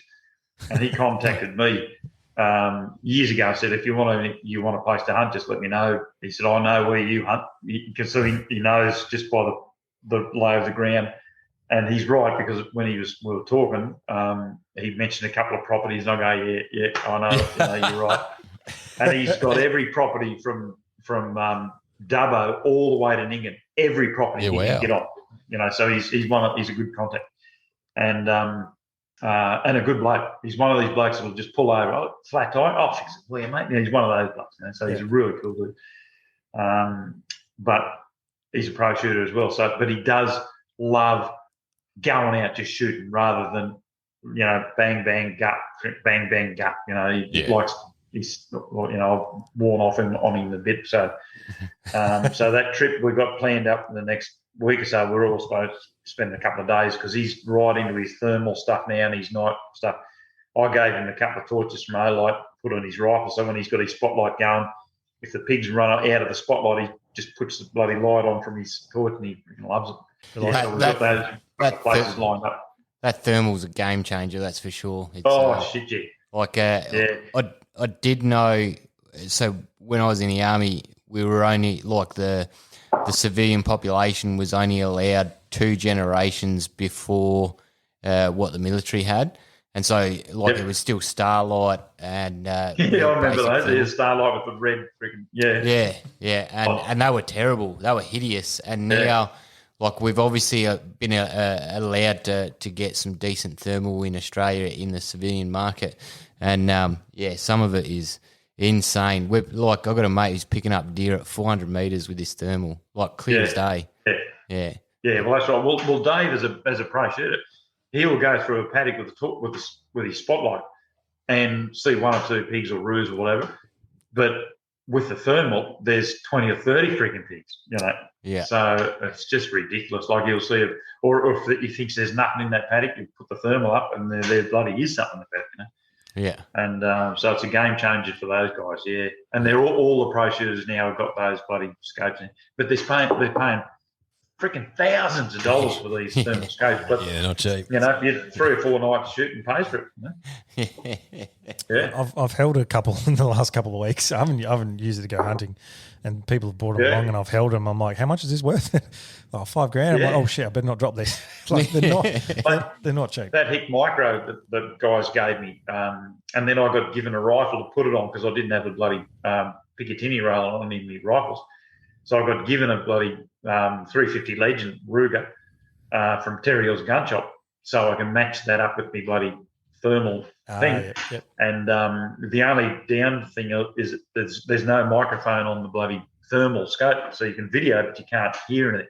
Mm-hmm. So unless I just video me bloody camera going, you know, or just yell out boom, slap, freaking bang, bang, bang, bang, bang, bang. Yeah, buckets of bullets. Yeah, that's the only downfall. But you know, it's a $5,000 bloody thermal scope, but it doesn't have any audio. Well. They are sending me out. I've got to give it back though. They're sending me a scope from Hick Micro. It's just a scope. It's a thermal scope, so it's not like bloody. And it's valued at like €4,000. Oh wow! But I've got to give it back. Yeah, so I might lose it. Yeah. Don't drop that off in kayak. Yeah, I was going to say it fell in the river. Yeah. Fell off me bloody scope. Yeah. Yes. The craziest thing, I was out kayaking, went over the side. Yeah, that's right. Now, Stu, something we ask all our guests is where their love of the outdoors first originated. So if you take yourself back to, you know, Orange as a kid growing up, was it hunting? Was it camping, fishing? Like, how did your love of the outdoors eventuate? I think it was from Dad, actually, because when I was a young fellow, old enough to know all my surrounds and whatever, I used to say to Mum, "Where's Dad?" Because I've got an older brother and a younger sister, and Mum would say, "Oh, he's out with clients, or he's out bloody hunting or whatever." And Dad had a company with another guy from around the same area, and it was called High Country Safaris. So between the two of them, they had this company, and it was called High Country Safaris, and that was to cater for the Americans on R&R in Vietnam, and that was through my impressionable years. So as I was growing up, you know, what's Dad doing? He's always out hunting and fishing, so I just naturally picked it up. You know, I reckon if Dad was a boat builder, I'd be building boats. But so that's how it all started. Yeah, I think, and a lot of us, especially as blokes, like your dad, does leave a pretty big impression on you, and you tend to follow in his footsteps. So, I mean, for me, my old man, out camping, fishing. He came up in the Scouts, so he passed all that sort of stuff on to me as well. So there was never a doubt that I was going to be out in the outdoors, and similar for Josh. Ryan, your old man's real keen into his camping and not so much fishing. My dad hates fishing. He fishing. fucking hates it. That's where I get my dislike for it. My dad's a camper and a shooter and an outdoors man through and through, but he's just never had the patience for fishing. Cool. So, I mean, Stu, we've heard a bit about where you went in life after, you know, coming up and getting out there with your old man, and then a bit of work, your army career. Now, where else have you been in your hunting journey over the years? Internationally, where else have you been? We've heard a bit about Africa. Where else? Yeah. A lot of people ask me that because I've purposely made my YouTube channel pigs only, because pigs are the premier game animal in Australia. Like Samba are the premier game animal. That's the spoken word, but for sheer wanting to shoot pigs, wanting to go out. Everyone wants to shoot pigs. Everyone goes shooting pigs. Everyone knows someone that's been hunting pigs. So they are the number one game animal in Australia. Yep. So I've just kept that channel as pigs. Yep. Having said that, I have an extensive bloody background of hunting around the world. When I say around the world, I've been to Africa. I've shot myself Cape buffalo. I've even hunted elephant. There was a bloody guide there that says, "Look, Stu, we've got a tag for a non-trophy bull elephant. You can shoot it, and we keep the ivory." But I never did get to shoot it. But I did spend 3 or 4 days hunting elephant. It was just an experience. It was so cool. Even not to pull the trigger, it was just so good to be, in that position. In fact, we got hunted by those elephant. They bloody regrouped and frigging smelt the human scent in the air, and they actually come looking for us. So Wow. we were hunted. It was really cool. How does that work just on that hunting elephant? I mean, we've never experienced that, but when you say that they came hunting for you, like, how does that work? Like when you're going on an elephant hunt from the beginning, how do you do that? Well, everything in Africa's got a tag on it. Pretty well everything has got a price tag on it. And so you've got, in regards to plains game, they've all got a certain amount of money for the say an impala's like $100, and you can hunt 4,000 impala in that area over the year, but you can't hunt 4,001 because they only allow 4,000 to be shot that year. Mm-hmm. And then when it comes down to like buffalo, there's like 400 buffalo to be shot that year, not 401 sort of thing. When it comes to elephant, it's like 200 elephant, and then it's broken down to a trophy male, which is tusks exceeding 20 kilograms, and then as big as you can get. A female, and that's the same deal, any size tusk, or a non-trophy male, which is tusks less than 20 kilograms. And they had, and of course there's all thousands of dollars, and the money goes back into looking after wildlife and all that sort of stuff. And the meat obviously goes to the local tribes and whatever. So I shot me buffalo, and I didn't even expect to be hunting big game, because we went over there on the pretense that we were going to be just hunting plains game.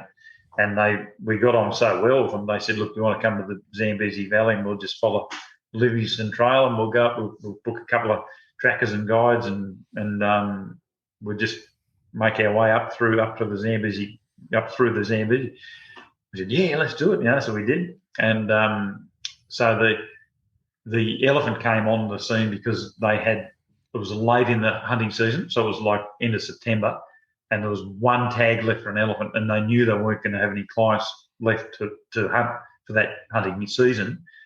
But they, instead of cashing, that was like, I think it was costing $1,000, $1,500 for the tag to hunt a non-trophy bull elephant. Wow. Which is tusks not exceeding 20 kilograms. So you're probably looking at, from a person's point of view, it's like a teenager. You're hunting a teenager, type thing. But if they were to shoot one and then sell the ivory, they get $5,000-$6,000 for it. So it was worth them to shoot something rather than giving back the tags or at the end of the hunting season. So that I went, all right, no worries. And it was going to cost me nothing. I was just going to do the shot experience. And as it turned out, we bloody got in close. And there's areas called the Jess. So it's all just trees that it goes straight up, and then they just fan out in all the branches. So you can see under about 2 meters under, about the height of a human's head sort of thing. And then this is where we're hunting these elephant in this Jess. And we caught up to, it was probably 4 or 5 days we finally caught up to these lot. And we're looking for this specific size tusk, to shoot. And I had that 4.58 with the open sights and whatever, and bolt action rifle 4.58, and got to within about 20 meters of this family. And one of the matriarchs, she had the trunk right up in the air, and she could smell, because in the Jess, we were always throwing dust around to see which way the wind's blowing. Yep. And the dust was doing a bit of swirling around, and the trackers were going a bit edgy, thinking, oh, here we go, something's going to happen. And of course, our scent got caught by the elephant, and then she let out a big trumpet to say, hey, right, there's humans here, and like that, oh shit. And we were looking through binos only 20 metres away at this particular bull, thinking that he'd be the one to shoot. And then we just we could see one tusk, it looked about the right size, but we couldn't see the other one. And then he was trying to sit up, he was on his ground, he was getting up, and then all the others are pissing off. Just a big lot of dust. They all pissed off, and I turned to the tracker and I said, oh, how good's that? That was pretty cool. And he goes, you've got to run. You've got to run. What do you mean? I said, what do you mean? He said, well, they're not going to piss off, they're going to come back. And they did. They came back around, and all the females regrouped, and they came back through looking for us. to say, how dare you bloody come onto our family, So all I remember was looking through the jets, and all I could see was just these poles of legs coming straight at me with just dust bloody. And I turned around, and the tracker had already gone. So I'm following his dust. Anyway, we eventually got out of it and got down this dry riverbed, and then across this dry sandy bit, and then up the bank. And it was just a dry river, and we were on one bank, and then these elephants just appeared from where we were. They just appeared, flipping their trunks and bloody flapping their ears and whatever, and they were just 50 metres away on the other side of the bank. And then they said, basically, come back and we'll freaking take you out. And then they just disappeared back into the bush. And wow. And then I said, well, that'll do me, mate. That's good enough for me without firing a shot. Yeah. So there I've hunted there in Africa. I've shot myself Cape buffalo as well. I've got a beautiful big Cape buff. I've shot. I've been in New Zealand several times. I've shot chamois and tar and bloody I've had a great time. Yeah, and all the different species of deer in Australia. I've shot everything except chittle. I haven't shot a chittle, but I've shot hog deer. And in fact, I went to the Terry Hills gun shop a few years back when I first got here in Northern Beaches. And I said, what's a gun shop without any bloody deer heads? And he goes, oh, mate, they're hard to come by. And I said, well, freaking, I'll sell you a few. Everything that's in Terry Hills gun shop, I've shot. Nice. I've sold them. Sambar and hog deer, fallow, rooster, Which island did you hunt in New Zealand? I was on the South Island. Yeah. So we were hunting in a place called Mesopotamia. So you go up through, well, I've hunted there a few times. I've been to the Fiordland down south, Lake Tiarnau, and I hunted down there on the Wapiti and the bloody red deer cross. And but where we got the chamois and the tar was up around, you go past Peel Station and then you go up into Havelock and the Rangitata and down southwestland area there. Yeah. Bloody big mountains there. It was really cool. Yeah. Any chopper drops into places, or did you do it? No, I like walking up stupidly. I like walking right up, taking half a day to get up there and freaking, and then it takes you 10 minutes to come back down those scree slopes. It's just a freaking straight back down. Yeah. More of a slide than a walk. Yeah. Yeah. It's a beautiful country though.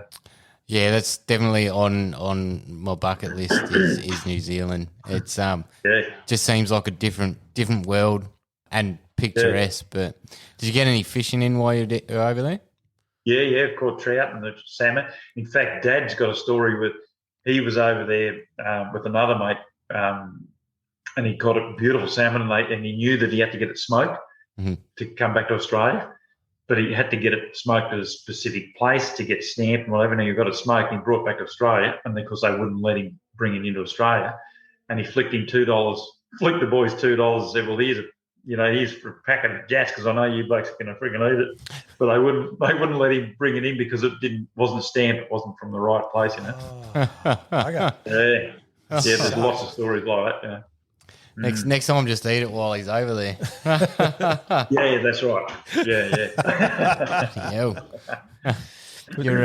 Your tar, that was high up, or did you get it a bit lower? Yeah. No, it was up. It was about May sometime, and it was pretty cool because we went up to this bloke's property, and so we were on an actual property, and no one else was there, and it was right up in the back foothills of his place. And we went up to a place called the Growler Hut. You'll find that on different hunting places, So we stayed at the Growler Hut, and it was about 15 kilometres from this bloke's place. And then we went up from there right up this bloody ridge and camped. And one of my mates shot a tar that afternoon, and then we camped that night there, middle of nowhere. And then the next morning, I got up and went for a walk with Dad's 270 actually, because Dad's a 270 man. And I took his 270, and it was probably 4 hours, I suppose, up and over the top of this ridge and round. And I heard the rocks moving before I saw the bull tar. In fact, I saw the tar female, And I thought, oh, geez, here we go. There's a few females. And I had these little tiny binos, those little 7x20. I was better off looking through Dad's 6-power scope, Racehorse binos. Yeah, and I'm looking through, and I'm looking at these female tar, and they're standing around this bush, and I'm thinking, what's a bloody bush doing in the middle of, because it was right up past the vegetation, it was right up on these screes, right up on these rocky bits, and here's this bloody great bush, and all these tar females around this bush, until the bush moved, and it was a fucking great big male. Oh my God! Okay, right, so boom, smack, and he went down. Then he got up and he disappeared up onto a ridge, and I shot him again. And then he went in, and then I followed his tracks, and I went past where he'd hidden. He'd been shot twice at 270, and I had 2 shots left. I remember, and as I bloody went round the next ridge, he busted down out of the bloody bit where he was hiding behind me. So then I turned around and went fucking bang and went over the top of him, because when you aim down, you shoot high sort of thing. And then I fucking second shot, I got him fucking arse overhead, and because it was all bloody mist and like fog as far as you could see, and the peak that I was on was just like an island, and the camp was bloody 5K back that way, and it was just him and me. And then in the end, I just bloody left the rifle with him to go back to camp to bring get the bloody guys and camera, and because that was back in the days, it was like Hey, old Fuji camera. Yeah, and then tape him out. And, yeah, perfect. Perfect. Yeah. Nice. What's your most? You've obviously been around the traps a bit. What's the most memorable hunt out of all these? I reckon it was probably the Cape Buffalo, because the story with that Cape Buffalo, I actually shot it twice, because the first, when we got onto these buffalo, we got to within 20 metres of them, and they walked past. We were looking through binos, and they're only bloody 20 metres away. And then as he turned side on, the guide that was with me, the white hunter, said, take him, he's the one. And I went, bloody bang, broadside on shot, open sight, 458. And I remember Dennis, who was my guy that lent me the rifle, he said, just shoot low, shoot loose, shoot. And I shot too bloody low, and I actually went on and they thought I went over him. And because they saw the dust go up on the other side. Anyway, they all pissed off. And all the trackers were going, there's no blood, there's nothing. He's disappeared, and you've shot over him. And I just thought, I couldn't have shot over him. It was only bloody 20 metres away. And of course, they're that thick through the bloody, And I'm thinking, anyway, I was really upset. And I was like, anyway, within that hour, we caught up with them again. And of course, the trackers had found them, and then they went up the trees and took our hats and whatever. They didn't want to get involved in case something goes on. And then we got in close again. And then they bloody came through, the same herd came through. And he said, there's the biggest one, bloody, take your shot. Bang, smack, and down he went and got up and freaking ran a bit, and I reloaded and fucking bang, or reloaded, by the end, fucking ass over freaking head. Walked up, bloody, and Dennis said, reload, Stuart. So I've got these bloody things out of me, put them in, and shot him in the back just to make sure it was freaking dead. And when the trackers came down, they were all big commotion, and on the brisket was like as if you put a bloody number 8 gauge wire right across the front and burnt a big hole in his bloody brisket. Oh, wow. And I'd actually shot the same one, but I'd just creased the brisket underneath. So it was the same buffalo that I'd missed bloody half an hour before, but it's just big burn mark right up, So I was so happy it was the same buffalo. Yeah, I reckon. What are the chances? Yeah. What do you mean by that? Oh, I didn't go over him. Here's the proof. What do you mean by the trackers took your hats and went up the trees? They just well, what they do is the African, the black fellas over there, they're pretty smart, and they've been doing it for years. A lot of them get killed by hippo and crocs over the years, but they are pretty smart in regards to wild animals and being one with nature sort of thing. So they'll take you up to the dangerous game, but then it's up to you then to go in, especially lion and leopard and things like that. It's up to you to do the last bit, and they'll just climb the tree, take your hats or anything because you don't want to have anything that's bloody even binos, you don't want to have freaking stuff that's hanging around, floating around when you need to bloody, if something happens. So they take your hat and everything, and they just go up into the trees and just sit up in the trees and wait for it all to finish. Get the fuck out of Dodge. Smart cookies. That's exactly right. Yeah. Bloody hell. So you said that earlier that 21 species were taken in that trip? Yeah. So we all got a kudu each, like a big bloody grey ghost, the big kudu. Yeah. I got a zebra. Dad got the other mate got a wildebeest. Then we all got an impala, several impala each. We all got a bushbuck each.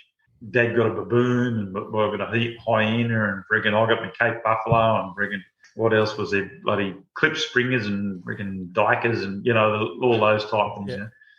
But warthog and whatever. But I'd love to go back over and hunt the hemsbuck, the ones with the straight. Yeah. And then the sable with the big bloody sable would be good too. Yeah. But they're so expensive these days now. But Cape buffalo are the go. Like they are the go. They're better than any. And often people will say, "What's the most dangerous thing to hunt in the world?" And leopard are very dangerous because they're just claws and teeth, and they're just moving. Lions will always bloody roar before they go. Yeah. Rhino are out of the picture because they're just too bloody endangered, and they're dumb. Elephants are pretty bloody dangerous because they've got their own way of, they like to pick you up in the trunk and throw you through the trees, or some will like to stick you with their bloody tusk, or others will like to just trample you and roll over on you. But the Cape buffalo is the most dangerous because the adrenaline just builds. You can shoot one through the heart and it won't die. It just builds this adrenaline up, and you can shoot it 5, 6, 7 times and it won't bloody. It'll go somewhere in the thick stuff and just wait for you to come, and then come at you from the side. Just an amazing animal, and they're the only animal in the world that you will not find them domesticated. You'll find everything else in zoos and friggin' parks and water buffalo with bloody plough things around them, but the Cape buffalo, you'll never see a domesticated Cape buffalo. Yeah, they're just so cool. Yeah, wow. Yeah. So they're obviously evolved to battle those tigers and those lions. Sorry. Yeah. And just survive. Yeah, and in fact, the last podcast they asked me a question: "What's your most favourite game?" And it is the Cape buffalo. Mm-hmm. And I will go back there one day. And one of the questions before, you were saying, who would I trade places with? There was a bloke called Rugged X Expeditions. So Rugged X Expeditions. Yep. Yeah, well, he hunts Cape buffalo every year. He's shot heaps of them. Mm-hmm. So if I was to trade places, I'd trade with him because he knows that they are just the best game animal to hunt. So you'd trade your pigs for buff. The good thing about pigs is you can't beat a big, blocky, busty boar, busting out of the cane grass. Those big mud-crusted bloody boars, you just can't beat them. And in fact, people often talk about if you got a group of hunters together and they didn't know what a pig was, and you got them to draw and make comments on what they thought was the best thing to hunt. With sharp things, something's going to go fast, something's going to take a bullet, big, scary. They come up with a big boar pig. Yeah. Funny enough. Well, have you had any hairy situations yourself where they've had a go at you? I've been knocked over. I've been hunted by them. I've gone in after them knowing that I'm going to get hit. I've had 2 boars in the one where they've both been wounded, and because the story with their tusks, every time they move their jaw, they're sharpening their tusks. Mm-hmm. So whenever they chew food and whatever, they're automatically sharpening their tusks. So when they know they're in trouble and they're in the thick shit, they're hidden, and you've got to come in looking for them, all you hear is click, click, click, click, click, click, click, click. Oh, shit. And you know that they're ready for you, and you just got to go in there and freaking finish it. And, so there's been plenty of times where that's happened. because I've always come off better because I've got the gun, whatever. They've just got nothing. Yeah, it And helps. that's why I've got people often say, "Why do you shoot them?" And I go, "Oh, I just got to respect," And they go, "Well, how can you have respect for something that you shoot?" And it's only hunters really know what I'm talking about, but you just get this respect that you've got bloody all the good gear on. You got your binos, you got your rifle, high-powered rifle, scope, quad bike, friggin' walking boots so you don't get friggin' burrs in your feet and whatever. And these pigs have got nothing. They're just what they're born with is what they got. And I'll tell you what, even to this day, I wish I could do a video for pigs to say, "Hey guys, no point hanging around the grass anymore because we can see your heat signature." They go, "Oh, what the fuck?" Well, that's not fair game, sir. Because they are so bloody smart. You can ride past them and they'll just be there, and you ride backwards and forwards, and you think you've been through there, and then that bastard's still sitting there. And then until you hit it with the wheel of the quad, and off they bloody go, Or they've gone bloody, the mob's gone that way and the war's gone that way, they're just so smart. But with these thermal imagery and whatever, it's a game changer, eh? I actually learned something off your videos, and I've tried it before when hunting in New South Wales for pig. And when I was younger, I watched a video, and you've done this a few times, where you walk along a creek line and you throw a stick into the creek, into the sedgery. Yeah. Yep. And I learned that, and I've applied that in many, many pig hunts, actually. It's worked. Yeah, because they won't move, like if you just walk up to it, as you said. No, that's right. But if you give them a bit of that extra push, like that stick landing right close near them, it'll just push them out a little bit. Works treat. Yeah, that's right. Yeah. And if you're in a good spot to bloody take them out, you've got this end, that end. Yeah, bloody oath. Yeah. But it all comes down to bullet placement, because often people say, "Oh, it's got a big gun, you'll take them out." And in fact, Steve's brother was a bit like that. He used to just turn them into wheelbarrows. They get them doing these ones. And I go, "No, mate. You won't be hunting with us if you keep doing that for much longer. Just shoot them in the head. Yeah. If you can't shoot them in the head, shoot them in the chest. And then they go, "Well, freaking." There's sometimes where you don't get that opportunity. Or well, you don't fire the shot. Yeah. So most people, when they see my videos, they think I've shot at 100 pigs and I only video the 50 that I got, and it's actually the other way around. I actually shoot everything you see on video is every pig I've shot at, because I've put myself in a position where if I won't throw that rifle up on my shoulder unless I've got a 90% chance of getting it. So a pig will bust out, you go through into the grass, and then I'll just go, it's no point shooting in the arse. And Dad's the same. Dad will say, I saw a big bloody boy. Oh, did you get a shot? No, all I could see was his ass.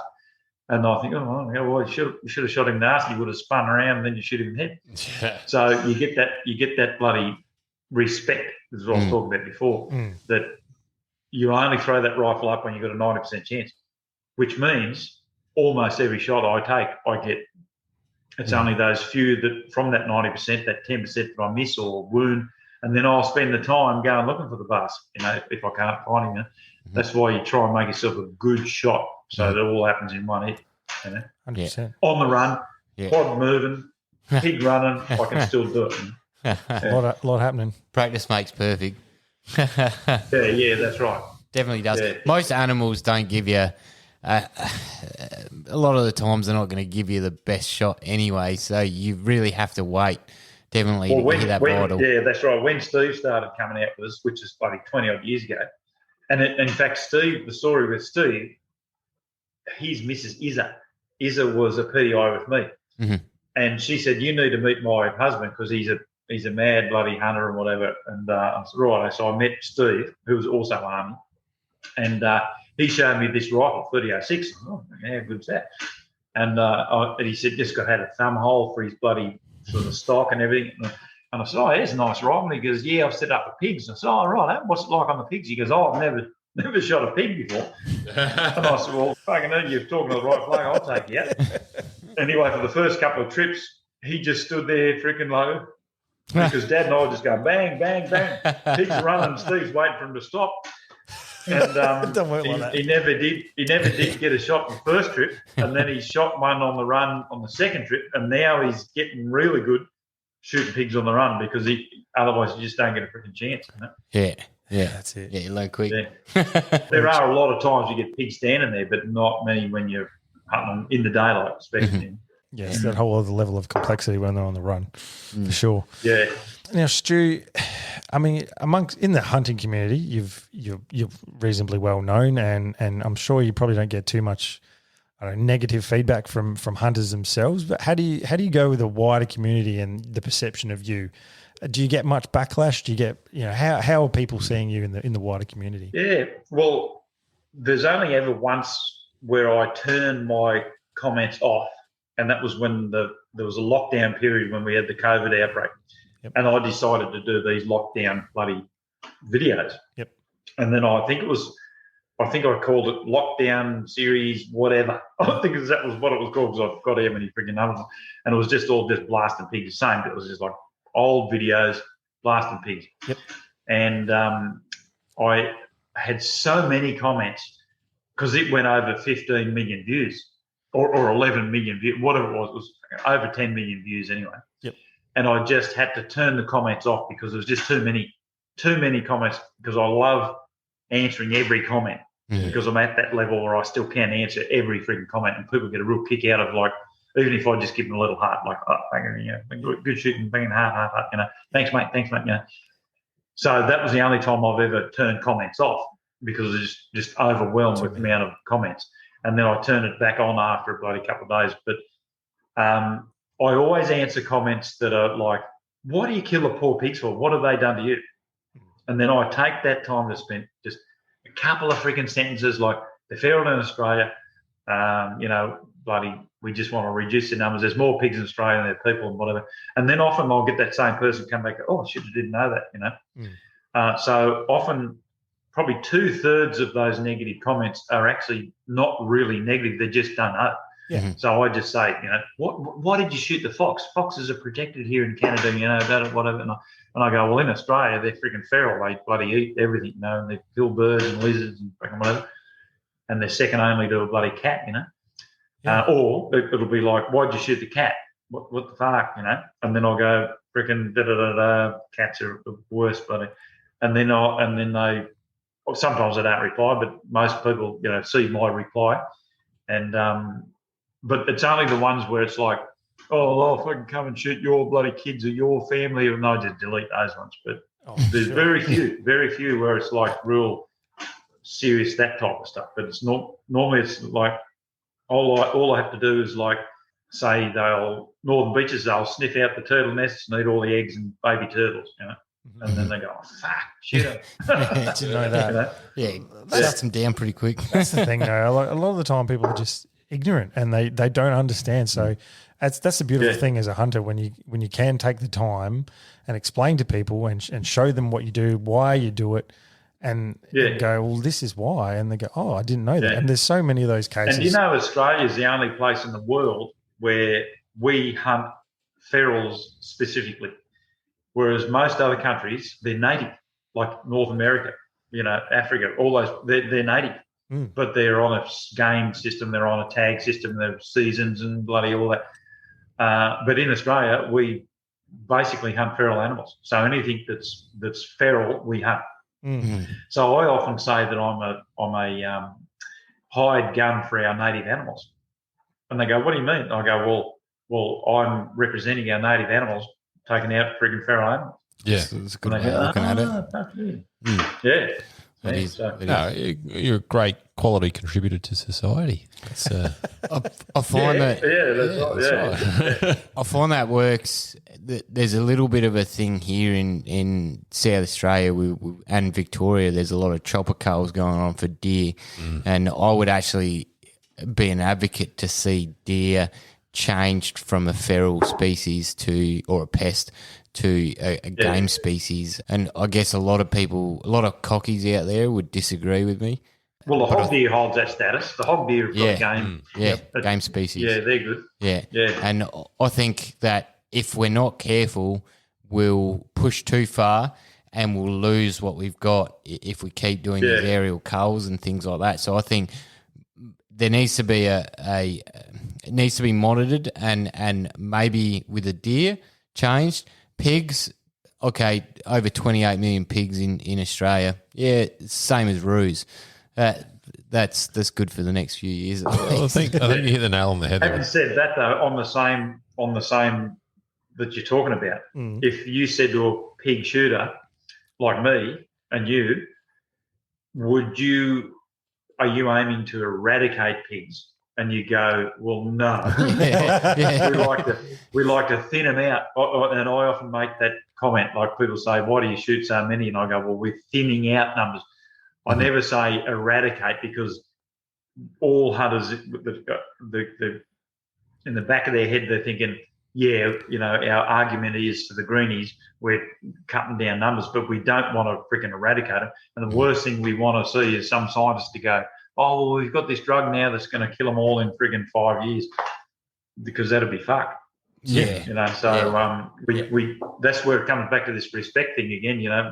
We like to hunt them.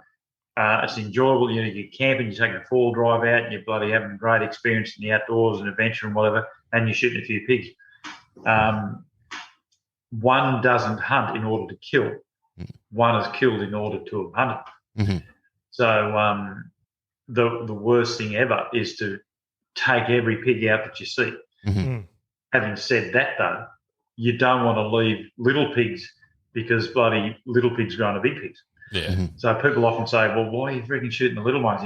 You're so conflicted, but we know as hunters what we're talking about. But a lot of people have got no idea. They ask the question in an open environment, and then you just go, well, we shoot the little pigs because they're going to freaking turn into big pigs within 6 months.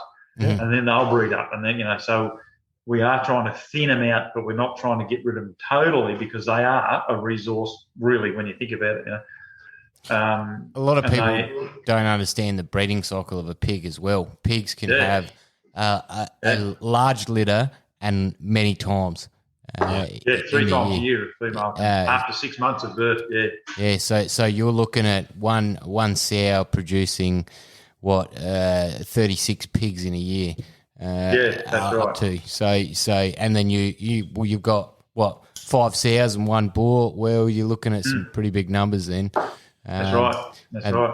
Yeah, and a lot of people, as you said, don't realise. A trip to me, a successful trip to me, is shooting a big bull.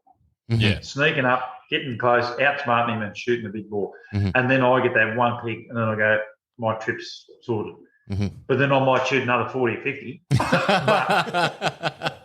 I only really needed the 1, And people often say, what is the attraction? And it's bushwalking, but not with a stick. You just got a rifle on your shoulder. Yeah. So you're taking in the wildlife and the birds and the friggin'. It's just freaking great.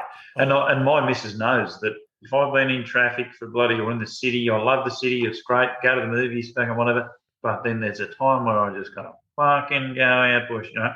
Just get away from it all. Know exactly what you're saying. Yeah. I find that as a hunter out in the bush, we've all experienced more, or nature's thrown more things at us that you can only experience if you're in, I guess I'm going to say this for a lack of better terms, predator mode. As a hunter, you're going out there and you're worrying about the wind and this and that, and nature gets to do its thing in front of you, and you won't get to see that unless you're a hunter. If you're just going to go for a walk, your chances are the wind's going to be wrong and this and that, and the thermals are going to be terrible, and you're not going to get to see what we get to see. But as a predator, because you're worried about all those other aspects to it, you get to see nature in its raw form, I guess is what I'm trying to say. Well, that's right. And I even class people. I class people as how long they would last on the Serengeti. And I just go, oh, fuck, you're a fat fucking idiot. You know, you last 5 minutes. And then you think, oh, shit, you've been around. Oh, you might last 4 hours. And that's from that predatory background. So in Africa, you're also hunted yourself. So when you're hunting, you're also hunted. But in Australia, there's very few things other than crocs and whatever that will hunt you when you're hunting as well. Yeah. But, yeah, you're right. Yeah, you become one with nature and you immerse yourself into the bloody bush and there's nothing quite like it. And we used to run survival courses, and I used to say to the guys, right, there's the rolling hills and the bloody valley and the bushes and whatever, and there's the city. Where's the best place to survive? And all the blokes would say, freaking city, because you've got McDonald's, you've got bloody KFC and whatever. But I would say to them, in the city, you've got lights, asphalt, cement, buildings, windows, friggin' light, all that sort of shit. That's all dead. In the bush, you name anything, grass, trees, bush, bloody, it's all alive. Mm-hmm. So in the bush, if you're in a survival situation, you're better off in the bush than the friggin' city because it's just bloody cement and bloody, beer cans and, and then they start to think, oh, okay, right. So if you do get lost in the bush, don't get off. Everything in the bush is just living like another day. So you just need to become one with nature. So when you go and hunt, you do get a bit of that feel. You think, oh, this is great. You forgot to take a bit more water, or you forgot bloody this, no, you forgot your bloody mobile phone, or you've got no mobile phone access. Well, that's good for you because you're getting a feel of what it's like being a freaking part of the world, Yeah. rather than being, on contact. As soon as you get home, you plug your phone in, or you put the TV on. I'll watch a bit of Hunting with Stu, But whereas when you're in the bush, what you're saying, you get that real one with nature. And one of my favourite things is just doing river courses. So I'm a mad kayaker, as you know, with me hunting the pigs. Yeah. But I also do races. I do the Murray Marathon and the Hawkesbury Classic and bloody the Riverland Murray down at Adelaide. I've done that one. Yep. And so doing whole rivers like the Darling River and the whole of the Murray River, and just spend, late afternoon, you just pull over and I guess camp here, big red river gun and a bit of a sandbag. I'll camp here tonight, and then tomorrow I'll get up at 8 o'clock. Yeah, keep going. And as I was saying before, you can learn no harm from the hills, whereas in the city you can get caught up with drugs and fucking wild women and fucking whatever. It's also Red light districts. Yeah. Hey, Stu. Yeah, that's right. What would you change in Australia in terms of, I don't know, hunting laws or firearms laws? Is there anything you'd like to see done differently or changed? Do you know what? That's a good question, because people often say to me, especially Americans, they'll go, oh, my God, you've had your guns taken off you, whatever. And I'll go, no, we haven't had our guns taken off us. We've had regulated system with, depends on all the different states and territories and whatever. So one thing I would like to have is a national recognised shooter's licence. Because if you're in Queensland, you're in Victoria, they're all got different bloody things. And in fact, when the photograph bloody shooter's licence came out, it was a national thing. It was like, oh, yeah, great. And then you go into Queensland from New South Wales and they don't recognise it. Or you go to Northern Territory and they've got their own thing. They've had their own thing for bloody years. So one thing I would like to see change is a national, but it's very hard to make all premiers and bloody whatever agree on the one thing, because everyone's got different things in their state, But if you had a national recognised, even if it was AA or a gun club or something affiliated type thing where you could transport yourself all across the different states and territories, and you've just got this one thing, and then that covers it all. But at this stage, you don't. If you go to South Australia, if you go to South Australia and go for, you've got a New South Wales shooter's licence, you need to do this bloody conversion thing. Or if you're in Western Australia, so it'd be great if you had it's easy just to say, but blanket thing, but if you had a blanket across Australia, Tasmania, and maybe even New Zealand as well, Yeah. one frigging thing. Like Bang, here I am. I'm a South Pacific hunter. That covers all states. That would be the main thing that I reckon. Yeah. I don't mind all the gun laws. Years and years ago, you'd drive out west and it was automatic to see all these bullet holes in bloody signs on your way out. There'd be bullet holes in every friggin'. So we've got rid of a lot of the cowboys because of the regulated stuff. Yep. Mm-hmm. And then, people say, oh, shit, all those pigs that ran past you could have shot 30 pigs ran past you could have shot 30 pigs if you had a semi-automatic. Well, I could get a semi-automatic if I freaking applied for the Cat C license, but I don't freaking really want to because I like playing with the bolt, fucking around, and I think that makes me,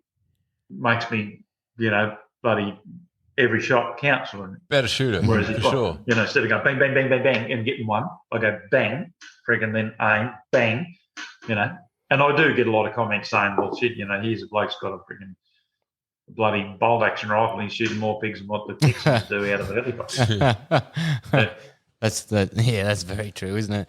I tend to agree with you. I got a ticket A1 TAC and it's in a folding stock and it's legal here in South Australia. But if I just skip across the border to New South Wales, boom, it's illegal. Now, the firearms laws, I agree, they're fine the way they are to a point, but I think having some sort of federally recognised system would make things a little bit easier. Here in SA, we don't actually have to take out our bolts or our magazines when transporting a gun. They can all stay in. But yet you go into state and it's a different story and you're like, well, come on, let's just make it sort of one unified thing and make it a little bit easier, but the chances of that happening are next to none. Well, the classic example is we did a buffalo shoot, and I had a 375 Ruger #1 single shot, so drop, block, bang, one shot, 375 H&H, and my mate had a Mini 14 20-shot mag 223. Mm-hmm. We got to Camberwell to the border and the police station there. He confiscated the 223 and let me go in with the 375. And I said, well, I can actually shoot through buildings to get people with this freaking 375.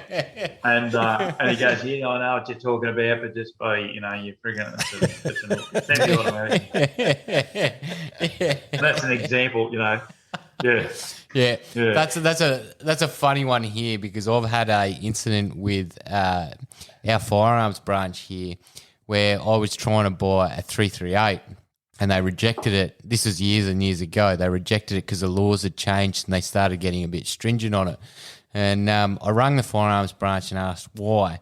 And the lady said, oh, look, if you've got 5 acres of land, we still, it's okay if you're using a 308 or something like that, but a 338's too big. And I've just, in my head, I've gone, wait a second, lady. The 338 can do the 308 can do just as much damage as a 338 on 5 acres. And we're not talking about hunting 5 acres here either. We're talking about hunting 14,000 acres or more. But the mentality of it, I was just like, I don't get where you're coming from. And then I found out they don't even know themselves. Yeah. They don't. Right. And I actually found out that you're not allowed to work in the firearms branch in South Australia if you hold a gun license because it's bias. So they will only employ people there that do not hold a gun license. That's unreal. And I sit there and go, how is that not bias? Yeah, well, you've seen bloody politicians where they talk about the Adler. They go, the Adler is a semi-automatic, and then blokes like, one of my mates is Rob Borzak. And he says, well, no, it's a fucking lever action. It's not a semi-automatic. Freaking hell.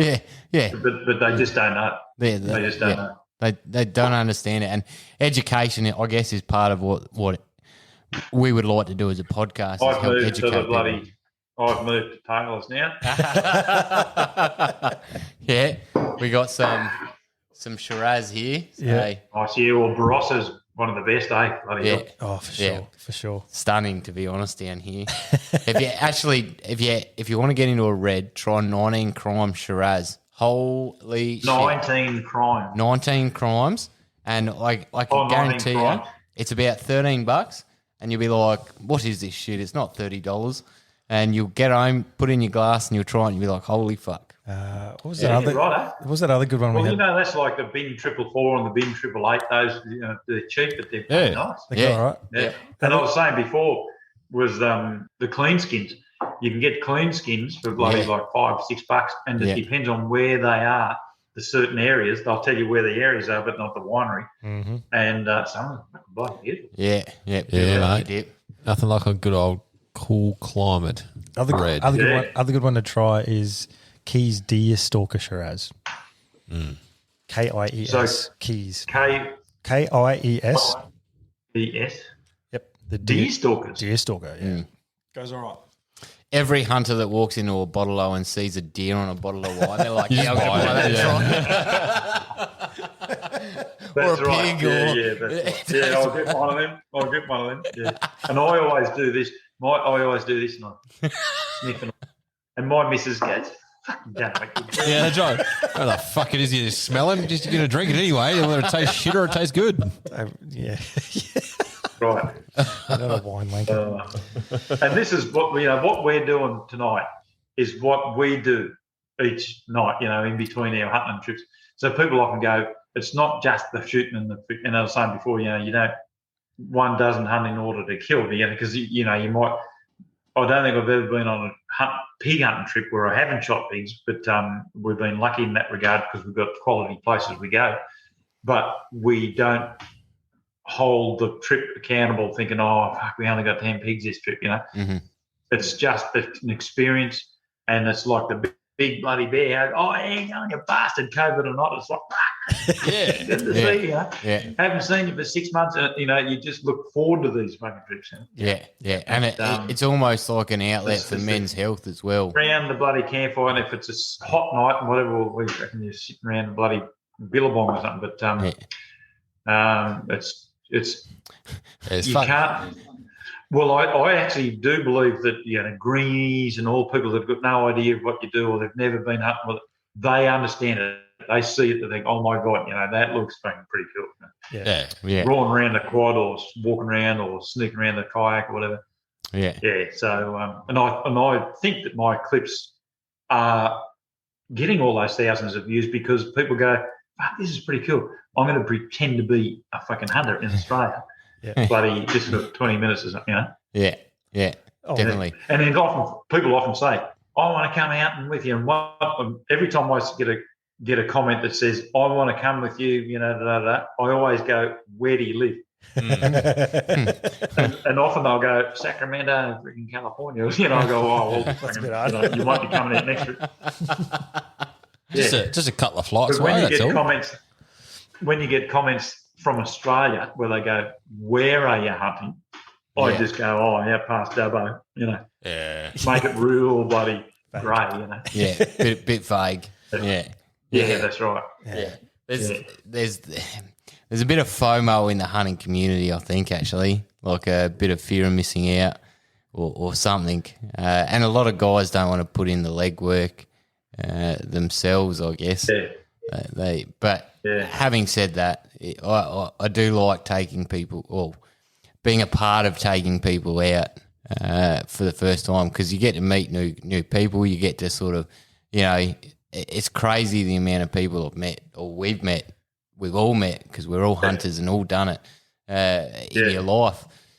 Some of them end up sticking around, some of them don't, and that's a part of life as well. That's right. Yeah, and all our family, our extended family, we've all been hunting and fishing all our bloody lives, and it's sort of automatic that but I do appreciate the fact that where I've come from and what we've got available to us, because there's so many people out there that just go, oh, we've got no place, and then you'll get on Facebook or whatever, and you see people that go, oh, I want to go on a hunting trip, and they get smashed by people going, yeah, best of luck, But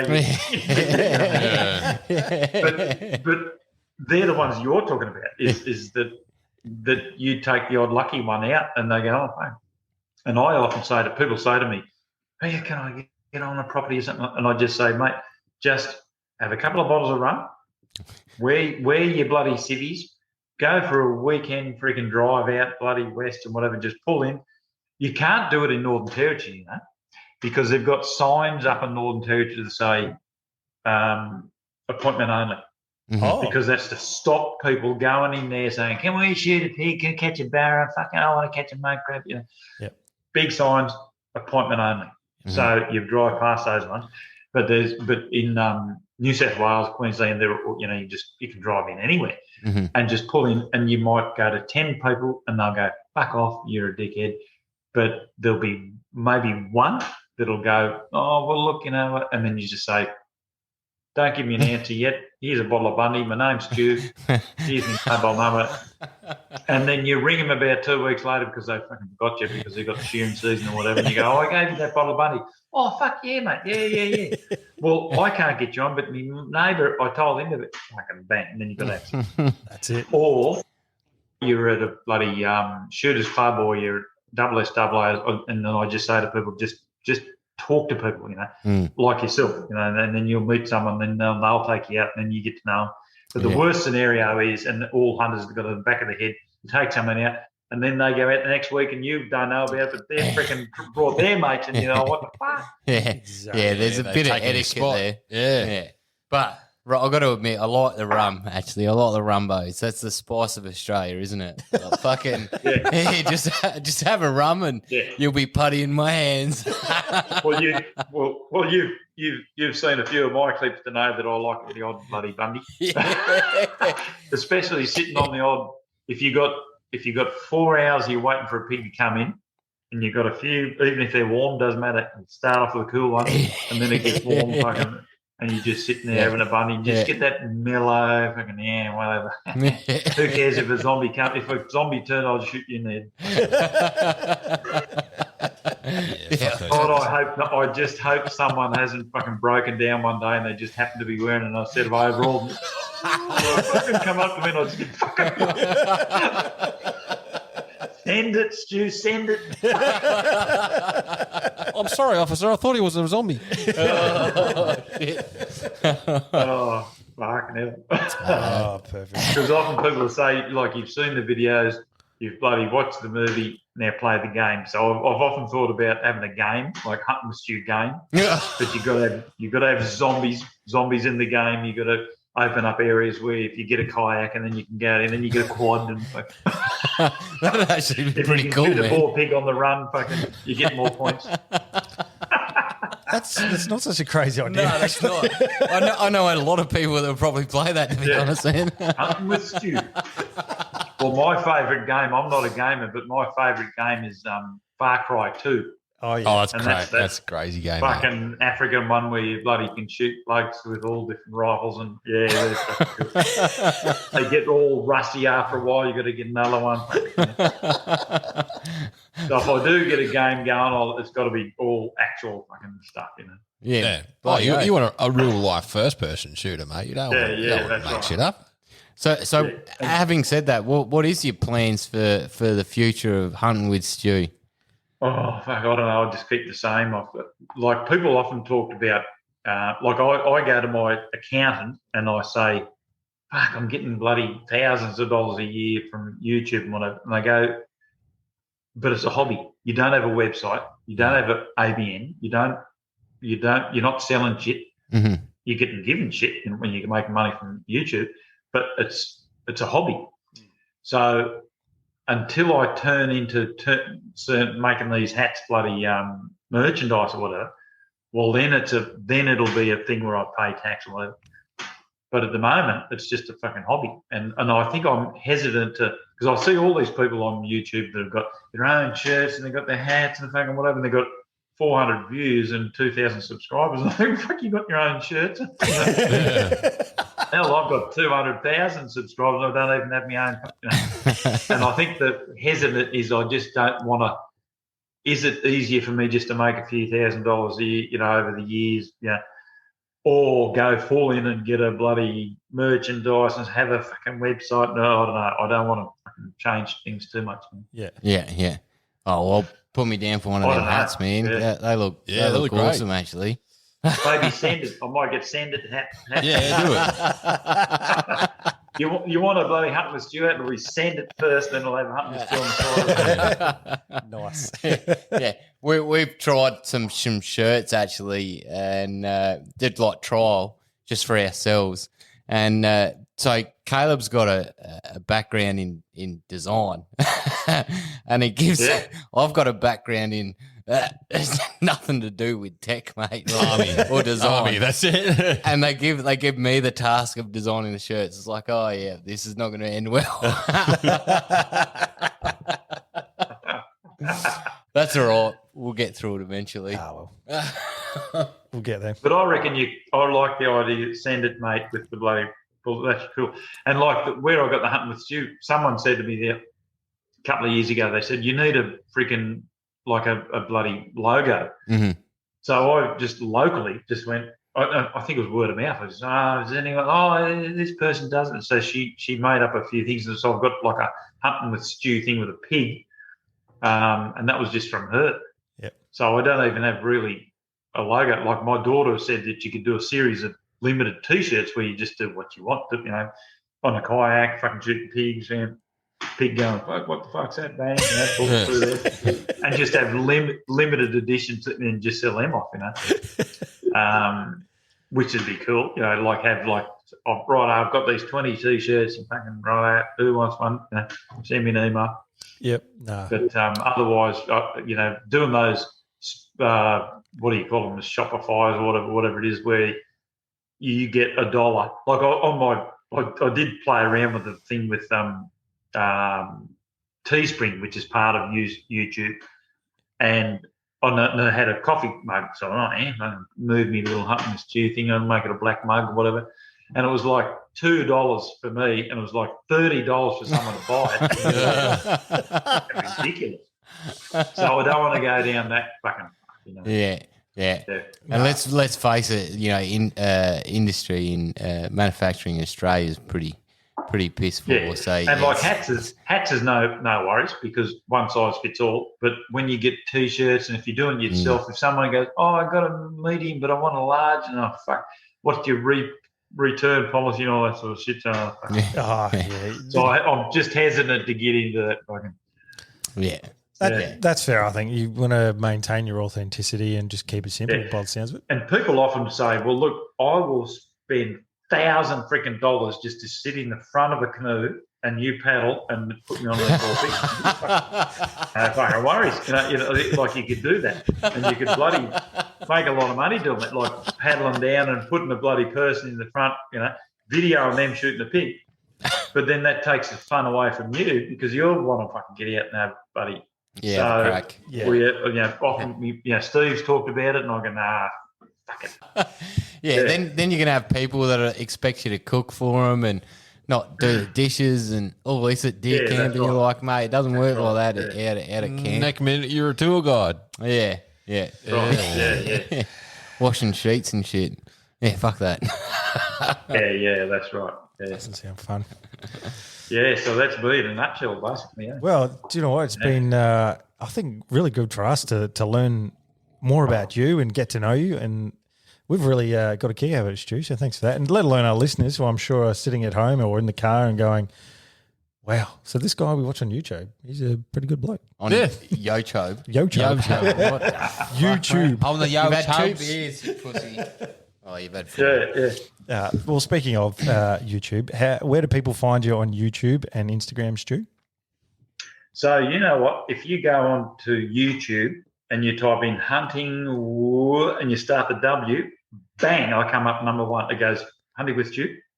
And so if you go hunting, it goes. Shit, yeah. That's pretty fucking cool. So hunting with Stu on YouTube. Yep. And then on Instagram, it's hunting with _Stu.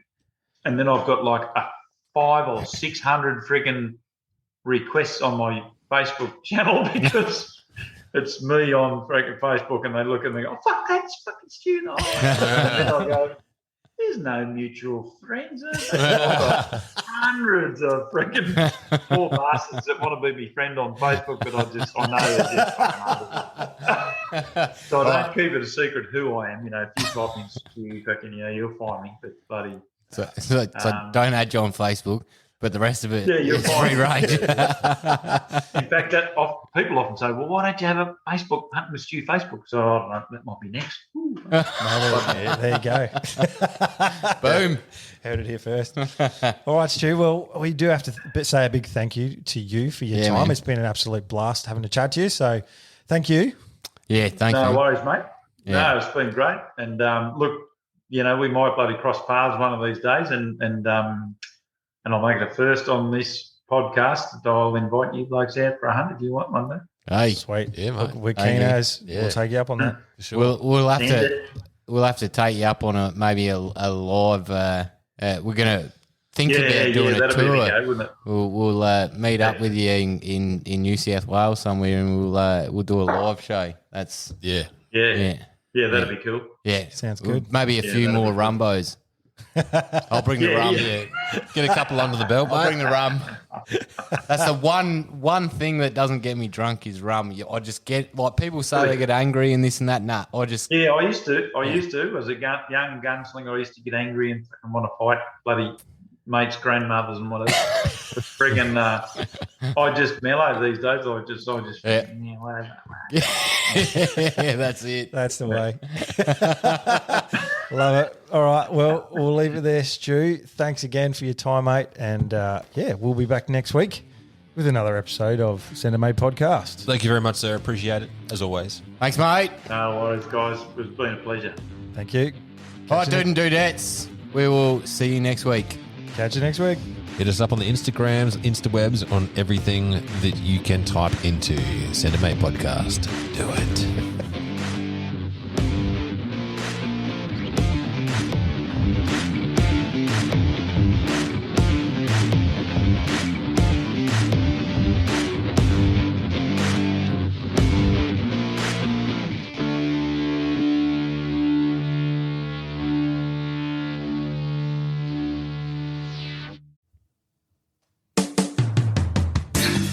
G'day, dude and dudettes. Josh here.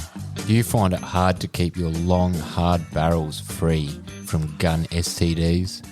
Maybe you need a clean out of your bore. If this is you, jump on over to highcaliber.com.au and use the promo code SENDITMATE to receive a 10% discount on all your gun cleaning needs. And remember, it's sexy to support Australian-made products. Everyone here at Send It Mate uses High Caliber, and we can promise you that it'll keep your firearms free from those pesky gun STDs.